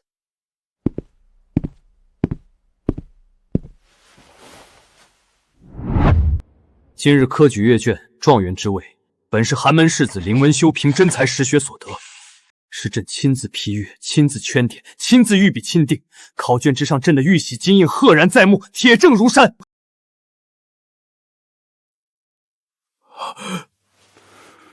你们4大家族重金行贿考官，暗中调换考卷，篡改科举名次。事到如今，你们还有什么借口？还有什么说辞？当众欺君，私坏国法，垄断识途，打压寒门，桩桩件件罪证确凿。朕倒要问问你们，是谁给你们的胆子，敢如此肆无忌惮，欺瞒君上，祸乱朝纲？陛下恕罪，臣一时糊涂，力令智魂知错了，求陛下开恩，饶过臣等这一次啊！臣等罪该万死，恳请陛下宽宏大量，饶恕我等阖家性命。晚了，传朕旨意，4大家族全员抄家，包括丞相家所有非法所得侵占良田，尽数充公。所有涉案家主、子弟、幕僚、行贿考官，全部打入天牢，严加审讯，求后统一问罪，永世不得出监。从今往后，废除所有世家世袭特权、举荐特权，但凡靠世家荫庇入职者，尽数革职清查。大前朝堂再无世家专属师徒。臣等领命。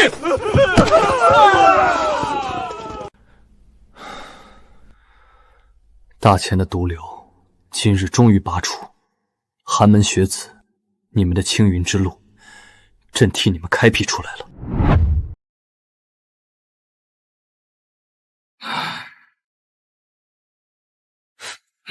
外面有什么声音？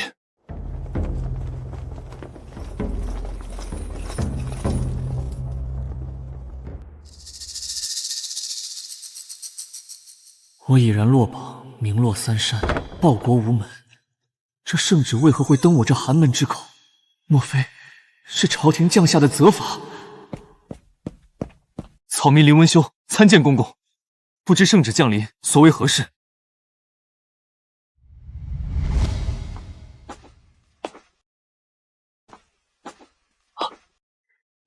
你是那日在街头救我性命，在茅屋赠我银两的恩公？没错，是我。林文修，不必惊疑，那日街头救你，茅屋赠银，暗中鼓励你的恩客，并非旁人，正是大前当朝天子朕苏晨。草民不知陛下真身，多有失礼，罪该万死，陛下圣明。平身。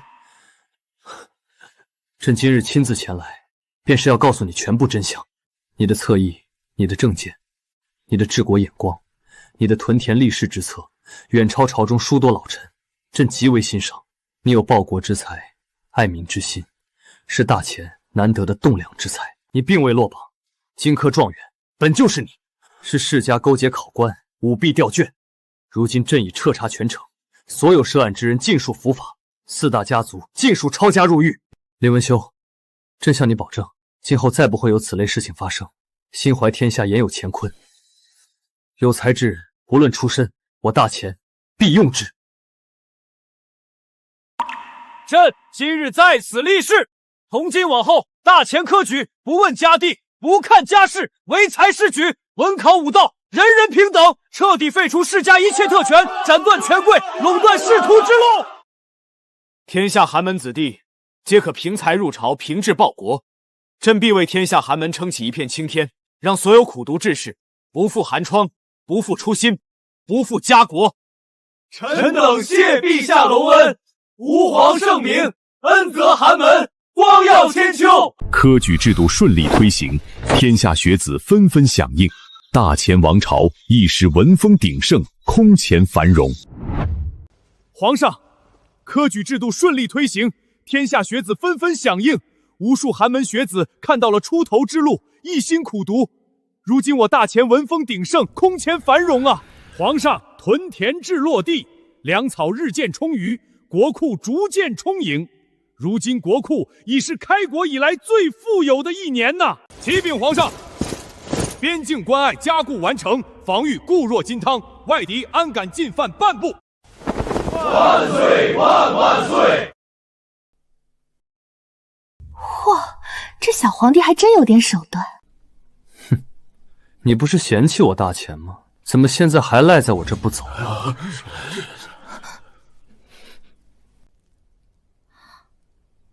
切！父皇让我跟着你的，我能有什么办法？非说要我跟你学点什么。这老头子究竟在想什么？看这小子搞得有模有样，倒有几分老子当年起家的风范。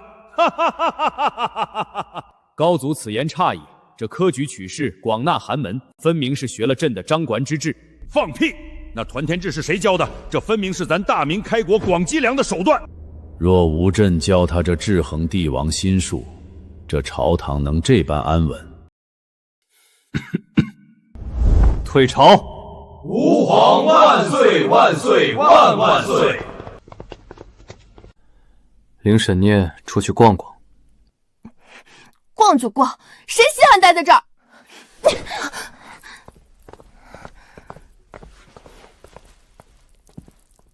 这几日，多谢四位先皇对晚辈的悉心提点。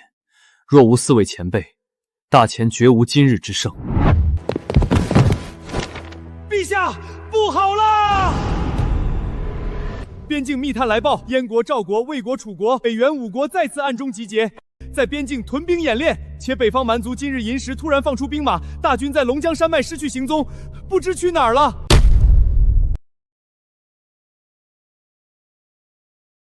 演练，我看这些弹丸之国大有再次进犯之意。吴国见我大前日渐强盛，心生忌惮，故而想趁我根基未稳，再次发难，妄图将我大前扼杀在崛起之际。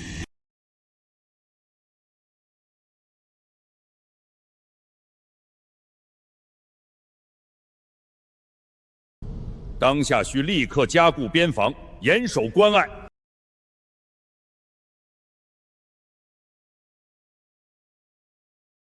此前积攒朝政功绩，系统再次赠送了一次抽奖机会。原本想留作备用，如今5国进犯，正是危急时刻，只能动用了。系统开启抽奖，抽奖开启，检测到宿主面临王朝危机，道具奖盘已开启。内有粮草、士卒、战马，甚至是武器。第一次抽取免费10连哦！恭喜宿主获得战马300，恭喜宿主获得战马300，恭喜宿主获得弓和箭1000对。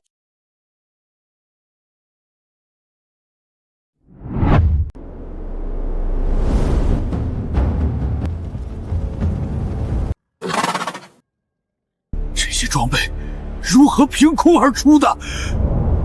这不是铁浮屠吗？想当年500铁浮屠都凶悍无比，足以横扫战场。整整1000的铁浮屠，加上这难得一见的优质战马，未必不能一战啊！如此之多的粮草和武器，来犯，那便战！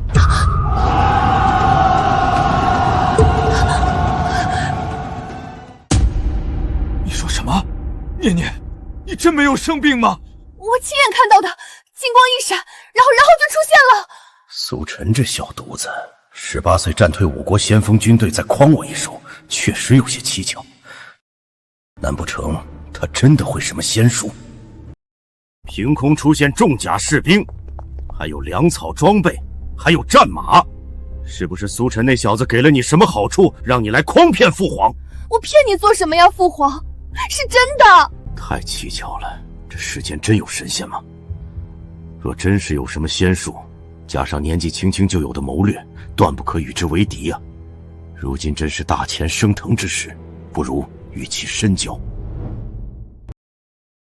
念念，你回去继续盯着这个苏晨，再怎么说他也是你未来的夫婿，不可再无礼了。谁要和这个臭小孩？来人，传我命令，派出使者前往前国，备好赠礼，边疆发兵5万，助镇大前边疆。恩公，多谢恩公出手相救，在下林文修，方才出门由于饥饿晕倒，多谢恩公搭救，大恩大德，没齿难忘。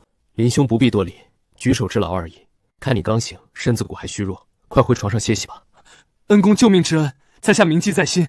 只是在下贫寒，无以为报，唯有日后若有出头之日，必当结草衔环，重谢恩公。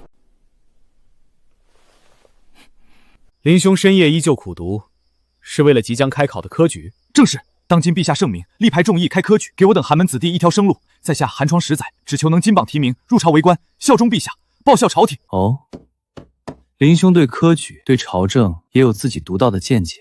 不敢说见解，只是日夜研读，心中有些想法。陛下推行科举，打破世家垄断，乃是强国根本；屯田积粮，加固边关，更是安邦良策。陛下9字方略，字字珠玑，在下日夜揣摩，只盼能为陛下分忧，为百姓做事。林兄年纪轻轻，竟有这般忠君报国之心，更有如此通透政见，实在难得，比那些身居高位、只知谋私之人强上100倍。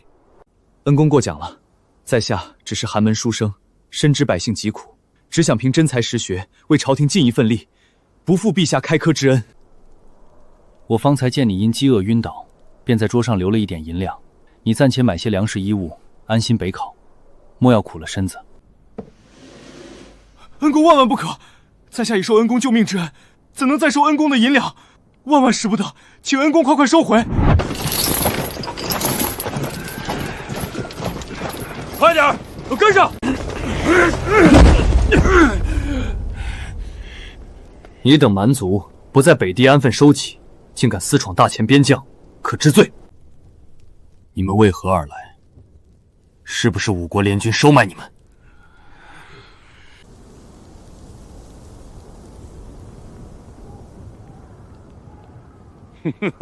上钩了！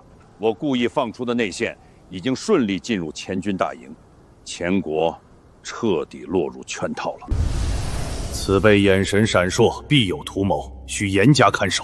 哼，一群蛮夷而已，敢耍花样，直接砍了！先压下去，不许任何人接近。遵命。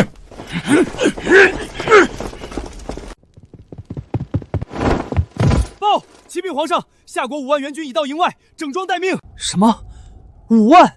夏国派兵来了，太好了！天助我也！哼，算他们识相。快，笔墨伺候，我要亲自写感谢信。夏王仗义出手解我危局，大前感激不尽。待战事平定，我即刻开放3处边关镇戍，互通有无，2国永结盟好，共抗穷敌。小屁孩还算上道，知道给甜头。来人，将此信立刻送往夏国，不得有误。遵命。不可大意，蛮族之事依旧蹊跷。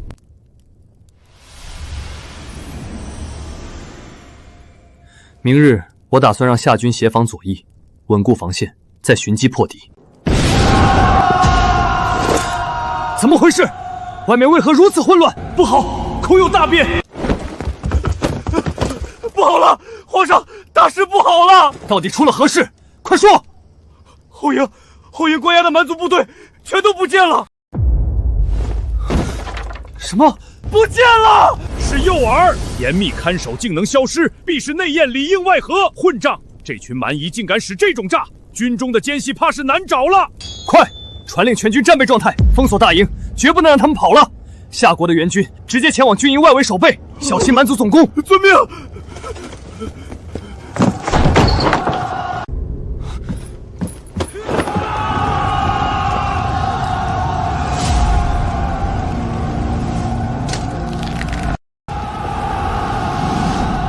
苏晨，眼下局势刻不容缓，5国联军不过是虚张声势挑衅，蛮族里应外合的奸计才是心腹大患。一旦让他们在我军腹地抢掠，截断粮草，我们必败无疑。你立刻率领主运军撤出当前驻点，向后退3里地扎营，先把内部的蛮族细作和潜伏势力彻底清剿。不妥，我军主力一动，5国联军势必会趁虚逼近。若是他们挥军直上，我军后撤立足未稳，极易被他们咬住尾巴。到时候内患未除，外患又至，局面会更加凶险啊！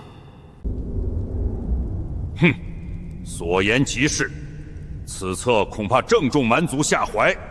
这根本就是蛮族设下的死局。他们趁五国联军在正面挑衅，吸引我军全部注意力，以便暗中安插细族在我军内部。就是算准了我们会优先解决内患，必然会调动军队。这军令传出去，怎么就成了蛮族的圈套？我军驻点布防严密，蛮族潜伏的细作根本没有动手的机会。可只要我军主力撤离驻点，向后撤退，营房必然出现空隙。那些藏在军中、藏在周边村落的蛮族奸细，第一时间就能把我军撤军的路线、兵力部署、新营盘位置全数传给蛮族主力军。所言极是，蛮族就是要逼我们主动撤军，打乱我军阵脚。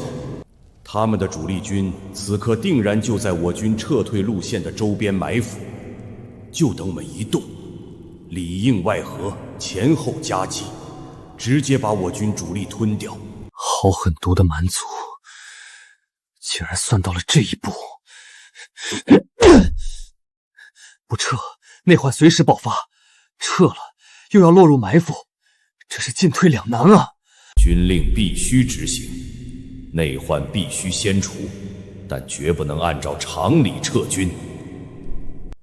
蛮族能如此轻松地出入俘虏营，说明我军之中必有高位者通敌，而且绝对在离我们很近的地方。帐外亲卫，全部入帐！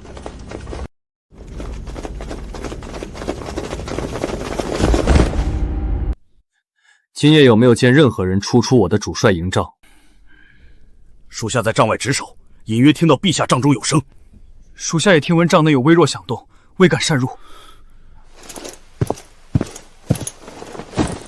夜里安静，并无异常。众人皆闻异响，唯独你毫无异常，狐狸尾巴终于露出来了。退下吧。属下告退。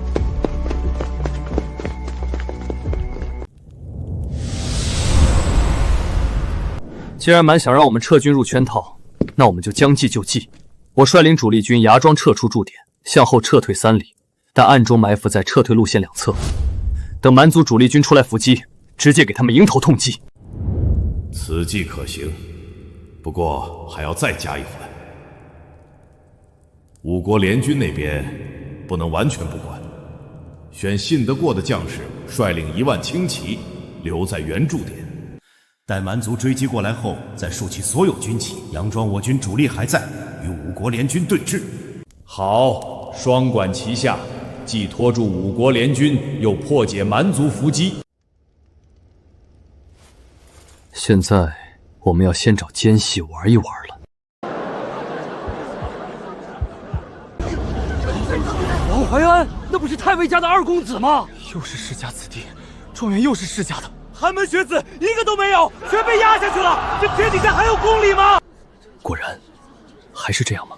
陛下开科举，可天不遂人愿，终究还是斗不过世家呀。10年苦读，满腹文章，满心报国志，到头来不过一场空。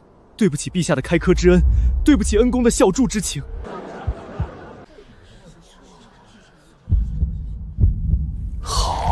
好得很，竟敢在朕眼皮底下公然舞弊，调换考卷，篡改状元。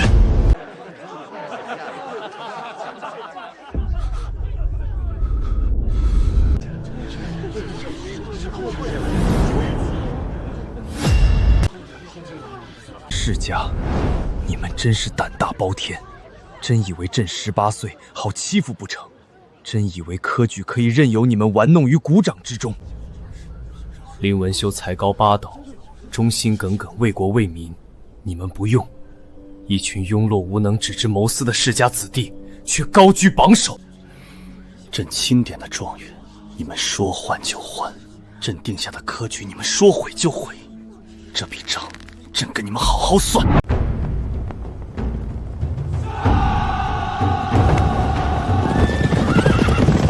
全军接棒！奇怪，我等在此较真许久，速臣小儿竟然按兵不动，难不成是有什么阴谋？定然是怕了，知道我五国联军兵力雄厚，不敢出战，只会龟缩在营中。依我看，我们直接挥军进攻，踏平营地。不可贸然进攻。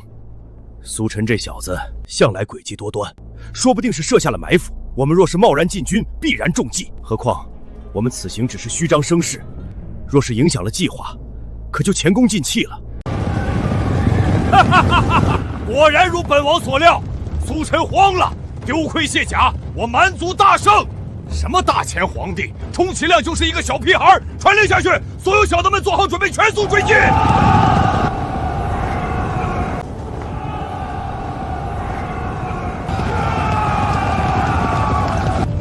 就是这样，就是这样，再激动一点。大王，他们撤退的队伍只是看似杂乱，会不会有诈？有诈！他们早已乱了阵脚，不过是仓促撤退保命而已。他们插翅难飞。可是大王，细作传来消息，只说撤军，并未说有其他部署，要不要再派人探查一番？探查什么？战机稍纵即逝，等你探查清楚，前军早就撤到新营盘了。不必多言，立刻传令，全军出击，杀光他们！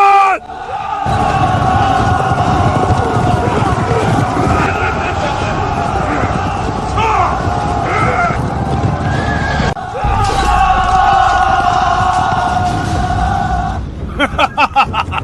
前国的软骨头，给我杀，一个不留！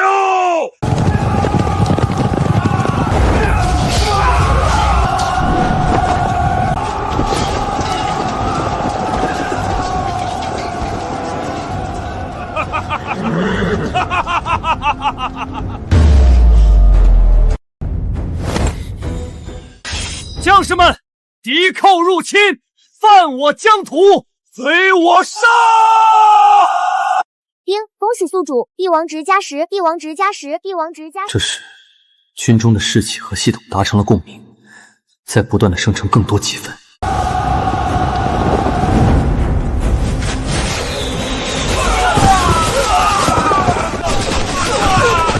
不好，我们中埋伏了，快撤退！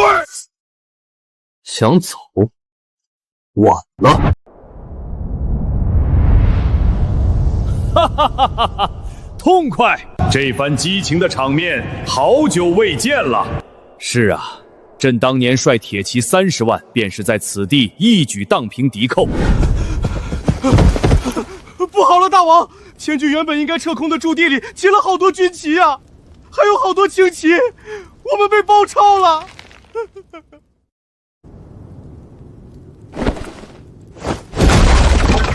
废物，和他们拼了！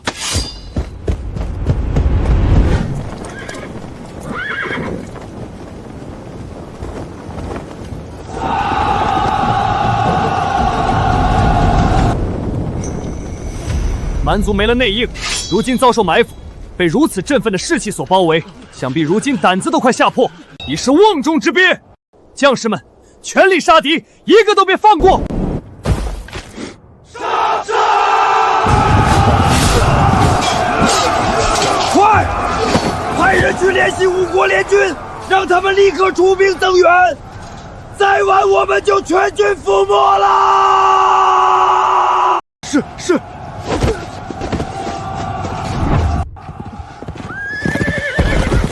大王，不好了！5国联军被牵制，根本不敢出兵，他们压根儿不知道我们中了埋伏。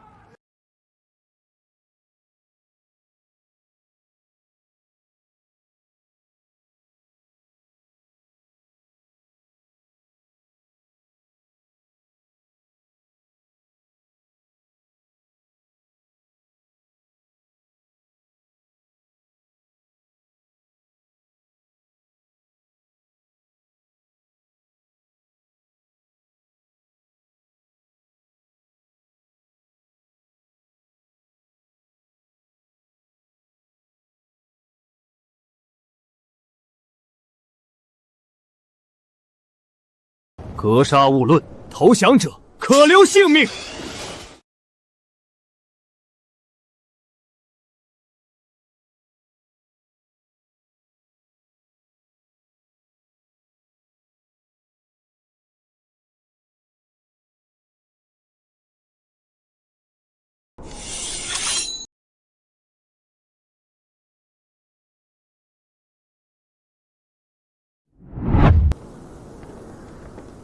押下去，严加看管。众将士听令，立刻打扫战场，整顿全军。万岁！万岁！败了，蛮族大军竟然全军覆没，连蛮族大王都被生擒了。这大前军中到底有什么怪物？传我军令，全军撤退，立刻返回本国，再也不可与大前为敌。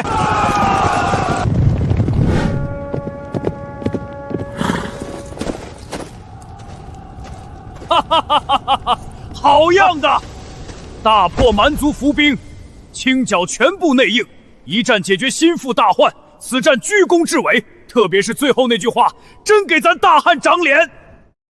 若非先帝妙计，拖住5国联军，又识破蛮族阴谋，我也不能如此顺利破敌。此乃各位先帝教诲，还有全军将士共同之功。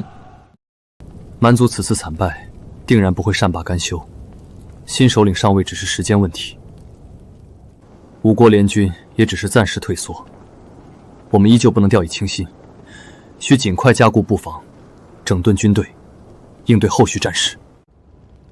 所言极是，蛮族与5国联军经此一役，短时间内不敢轻易进犯，但我们必须趁此机会休养生息，扩充兵力，彻底杜绝他们再次联手进犯的可能。你这个孩子，行事作风如此老辣，怎么看都不像是18岁。先帝谬赞，只是5国联军如此谨慎，却是一点都不打算打探，撤退的如此干脆，连斥候都不留一个，事情绝没这么简单。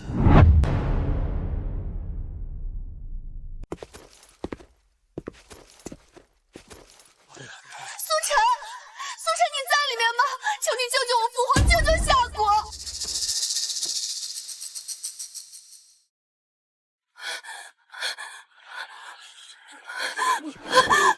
苏晨，求你帮帮我，帮帮夏国！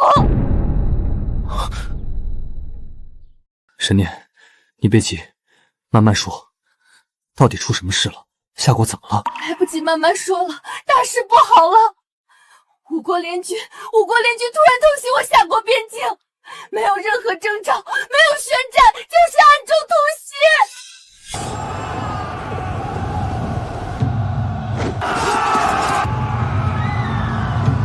夏国边防将士毫无防备，接连丢了8座城池，伤亡惨重，马上就要打到皇宫了。岂有此理！这联军真是上不得台面。声东击西，搞偷袭这种下三滥的手段。苏晨，我知道我不该来麻烦你，我当初还如此羞辱你，我知道错了，可我实在走投无路了。夏国是我的国家，是万千百姓的家园，我不能看着它覆灭啊！陛下三思，万万不可！是啊，陛下，万望三思啊！求你出手帮我一次，只要能击退5国联军，我沈念愿意付出任何代价。你先冷静，别慌。夏国如今与我国交好，你们夏国的事，我不会坐视不管，你放心。既有偷袭之举，便要承受后果。放心，既然敌军主力已经集结完毕，那便让他们来，朕必保皇城无虞。冷却时间到了，刚好还有一次抽奖机会，大敌当前，顺便抽了吧。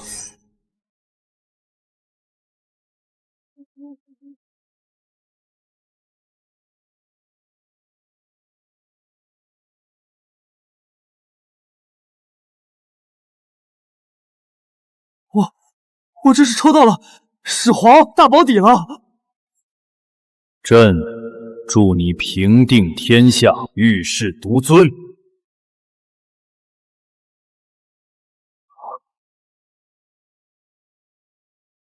晚辈苏晨见过始皇帝，有始皇帝相助，何惧5国来犯？好强的压迫感！这苏晨身上的气息好像突然间又浓厚了。这个18岁的帝王绝非池中物，日后必能搅动天下，成就万古第一。无知蝼蚁，也敢犯我同盟疆土！待朕助你整军备战，定让他们有来无回，彻底臣服。是。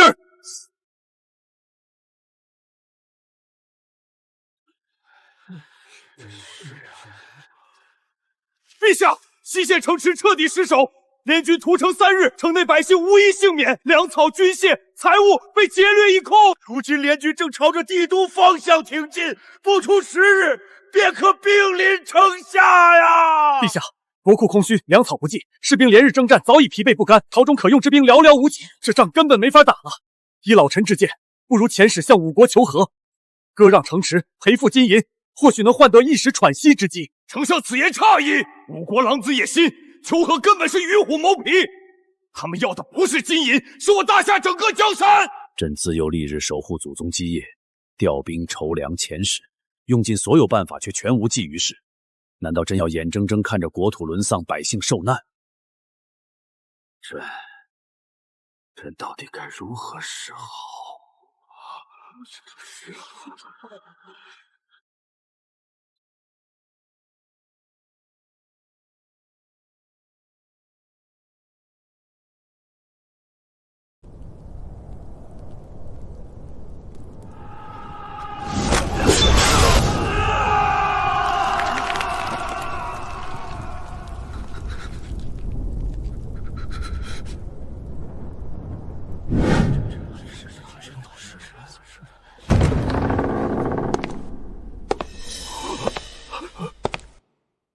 谁家孩儿怎敢擅闯金銮大殿？大钱的毛头小子，速速退出大殿！滚回你家去！军国世事，生死存亡，你一个18岁的小孩，乳臭未干，能什么？这里不是你该来的地方。不知天高地厚，大殿乃是商议军国大事之地，岂容小儿放肆？你来了。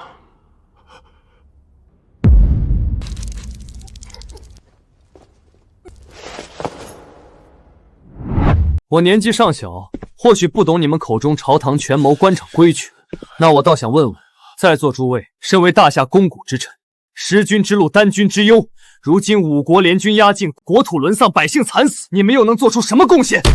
割地求和，畏缩不前，还是坐视城池破碎，百姓流离，在这里涂炭奈何？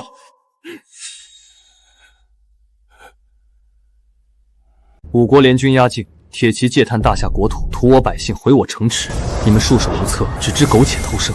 朕现在便转身离去，回归我的大前王朝，放任五国联军攻破帝都。你们这些人依旧难逃一死，国破家亡，身死名裂，无一幸免。朕此番现身，出手帮你们抵御穷敌，不是贪图你们大夏的功名，不是觊觎你们手中的半点权力。你们大夏所有的功名、权力、土地、财富，全部加在一起也不值一提。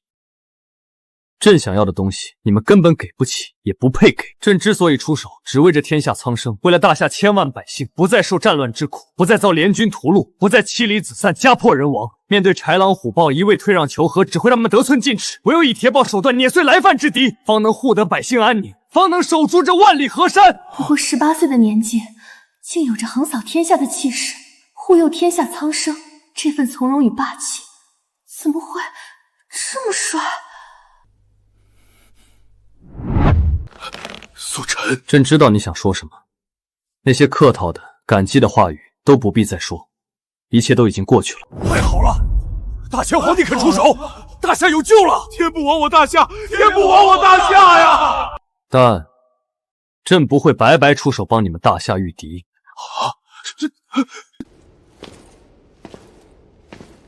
朕只有2个要求：第一，立刻将大夏全国兵马兵符交到朕的手中。朕要全权掌大夏所有军队，调度所有粮草军械，任何人不得干涉，不得违抗军令。这交出兵符，大夏军权若交出，便彻底成了别人砧板上的鱼肉啊！第二，待朕击退五国联军，解了大夏危局之后，大夏王朝必须俯首称臣，成为我大前王朝的附属国。什么？要兵符？还要我大夏成为附属国？还要我大夏成为附属国？荒唐，简直荒谬至极！交出兵符，我大夏岂不是成了你的掌中玩物？陛下，万万不可答应啊！若成附属国，大夏百年基业毁于一旦啊！待朕击退五国联军，解了大夏危局之后，大夏王朝必须俯首称臣，成为我大前王朝的附属国。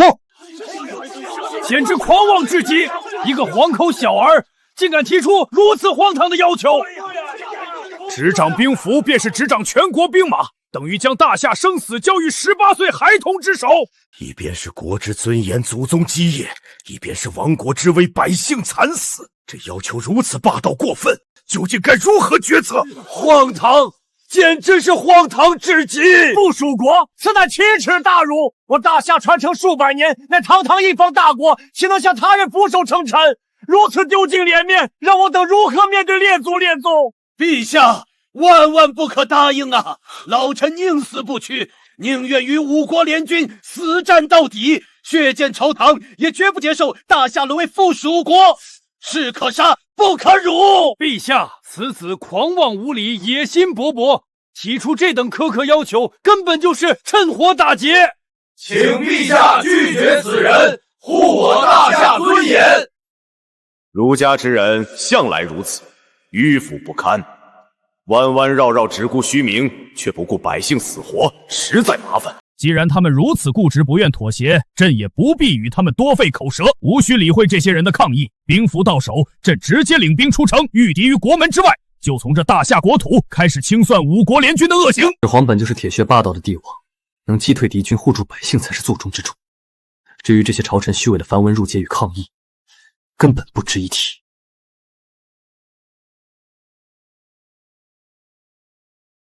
一边是朝臣宁死不屈的气节，是祖宗传承的颜面；一边是亡国灭种的危机，是千万百姓的生死。一旦拒绝，五国联军攻破帝都，等待大夏的将是城破人亡，百姓被尽数屠戮，文武百官、皇室宗亲无一幸免，祖宗基业彻底化为灰烬，那才是真正的万劫不复。朕可以慷慨赴死，保住自己的名节。那些文武百官家中的妇民老幼呢？他们何错之有，要承受亡国灭种的苦难？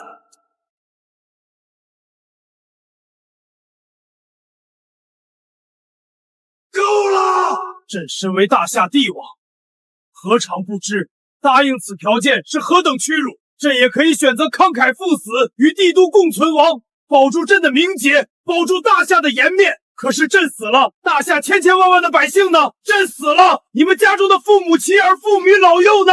他们都会成为五国联军的刀下冤魂，会被恣意屠戮，受尽苦难。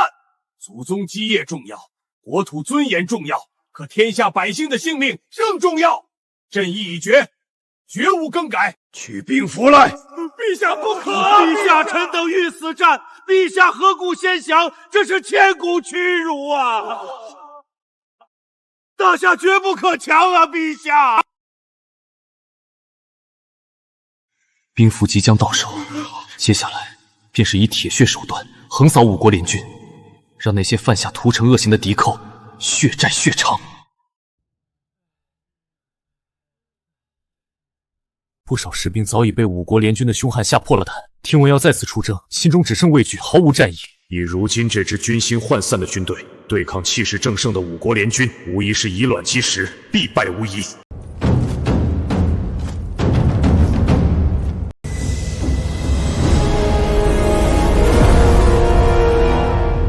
这样的军队，别说对抗五国联军，恐怕刚一交锋，便会全线溃败。朕执掌兵符，统领尔等御敌，可看看你们现在的模样！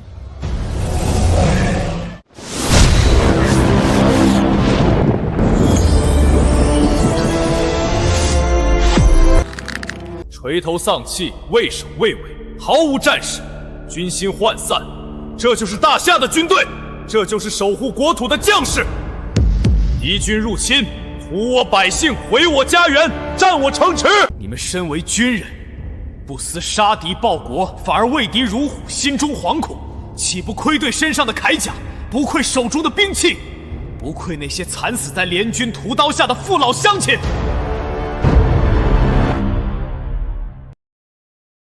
传朕命令，全军列阵，步兵、骑兵、弓弩手、刀盾兵各归其位，严守阵型，不得有误。一炷香内，若阵型不齐，军纪不严，按军法处置，绝不姑息。快，各营列队，刀盾兵护卫两翼，破平前，攻守压后。骑兵列于两侧，速度快，严守军令，不得乱动。朕知道，尔等多日征战，疲惫不堪，更因接连战败，心生畏惧。可朕告诉你们，畏惧换不来和平，退让换不来生存。五国联军犯下滔天恶行，边境城池被屠，百姓惨死，此仇不共戴天。今日，朕统领尔等出征，不是让尔等去送死，而是让尔等去杀敌，去报仇，去守护身后的家人，去夺回失去的国土。朕在此立誓，有朕在，必带尔等大破联军，血债血偿；有朕在，必护尔等周全，护我家国安宁。凡奋勇杀敌者，论功行赏，加官进爵，福泽家人；凡临阵退缩，违抗军令者，军法处置，杀无赦。今日沙场点兵，誓师出征，不破敌军，誓不还朝；不破敌军，誓不还朝；不破敌军，誓不还朝；不破敌军，誓不还朝。执掌大夏多年，从未见过有人能在短短时间内将一支军心涣散的残军整顿得如此士气高昂。这份魄力，这份威望，千古难寻。这个少年，永远都能带给人无尽的震撼。点兵，核查兵员，分发军械，整军备战，即刻出征。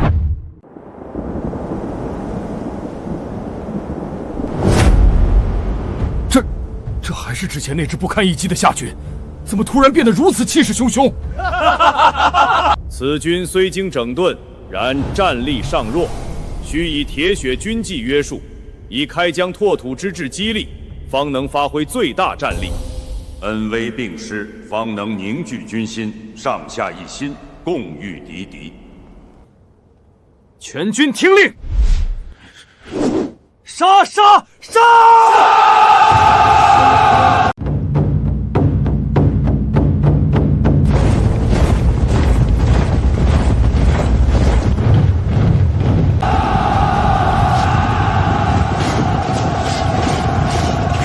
怎么可能？这才短短几日，他们怎么像是突然变强了？这还是之前那支不堪一击的夏军吗？怎么突然变得如此气势汹汹？慌什么？不过是虚张声势罢了。我五国合兵人数3倍于他们，优势牢牢在握。没错，我军人多势众，直接全军出击，踏平他们。全军听令，全线压上，一举歼灭敌军。上钩了。系统，帮我把所有帝王积分全部梭哈。丁，检测宿主消耗全部帝王积分，开启150连抽，抽取终极兵种，即刻投放。丁，80万重骑兵，3万精锐弓弩手，1万铁浮屠，全部生成完毕，已抵达敌军后方。完了，后方敌人从后方杀过来了！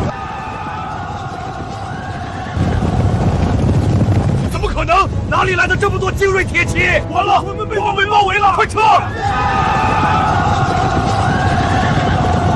前后夹击，全歼敌军，一个不留。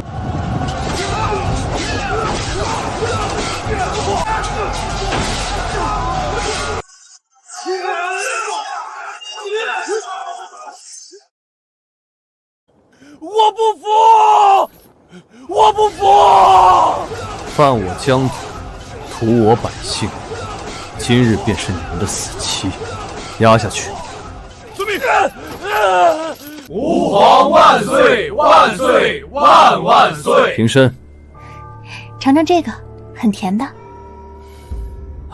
念念，你在干什么？这是大殿之上，成何体统？快下来！如今五国联军已灭，大夏归入大前麾下，不知陛下下一步有何打算？来人，呈地图上来。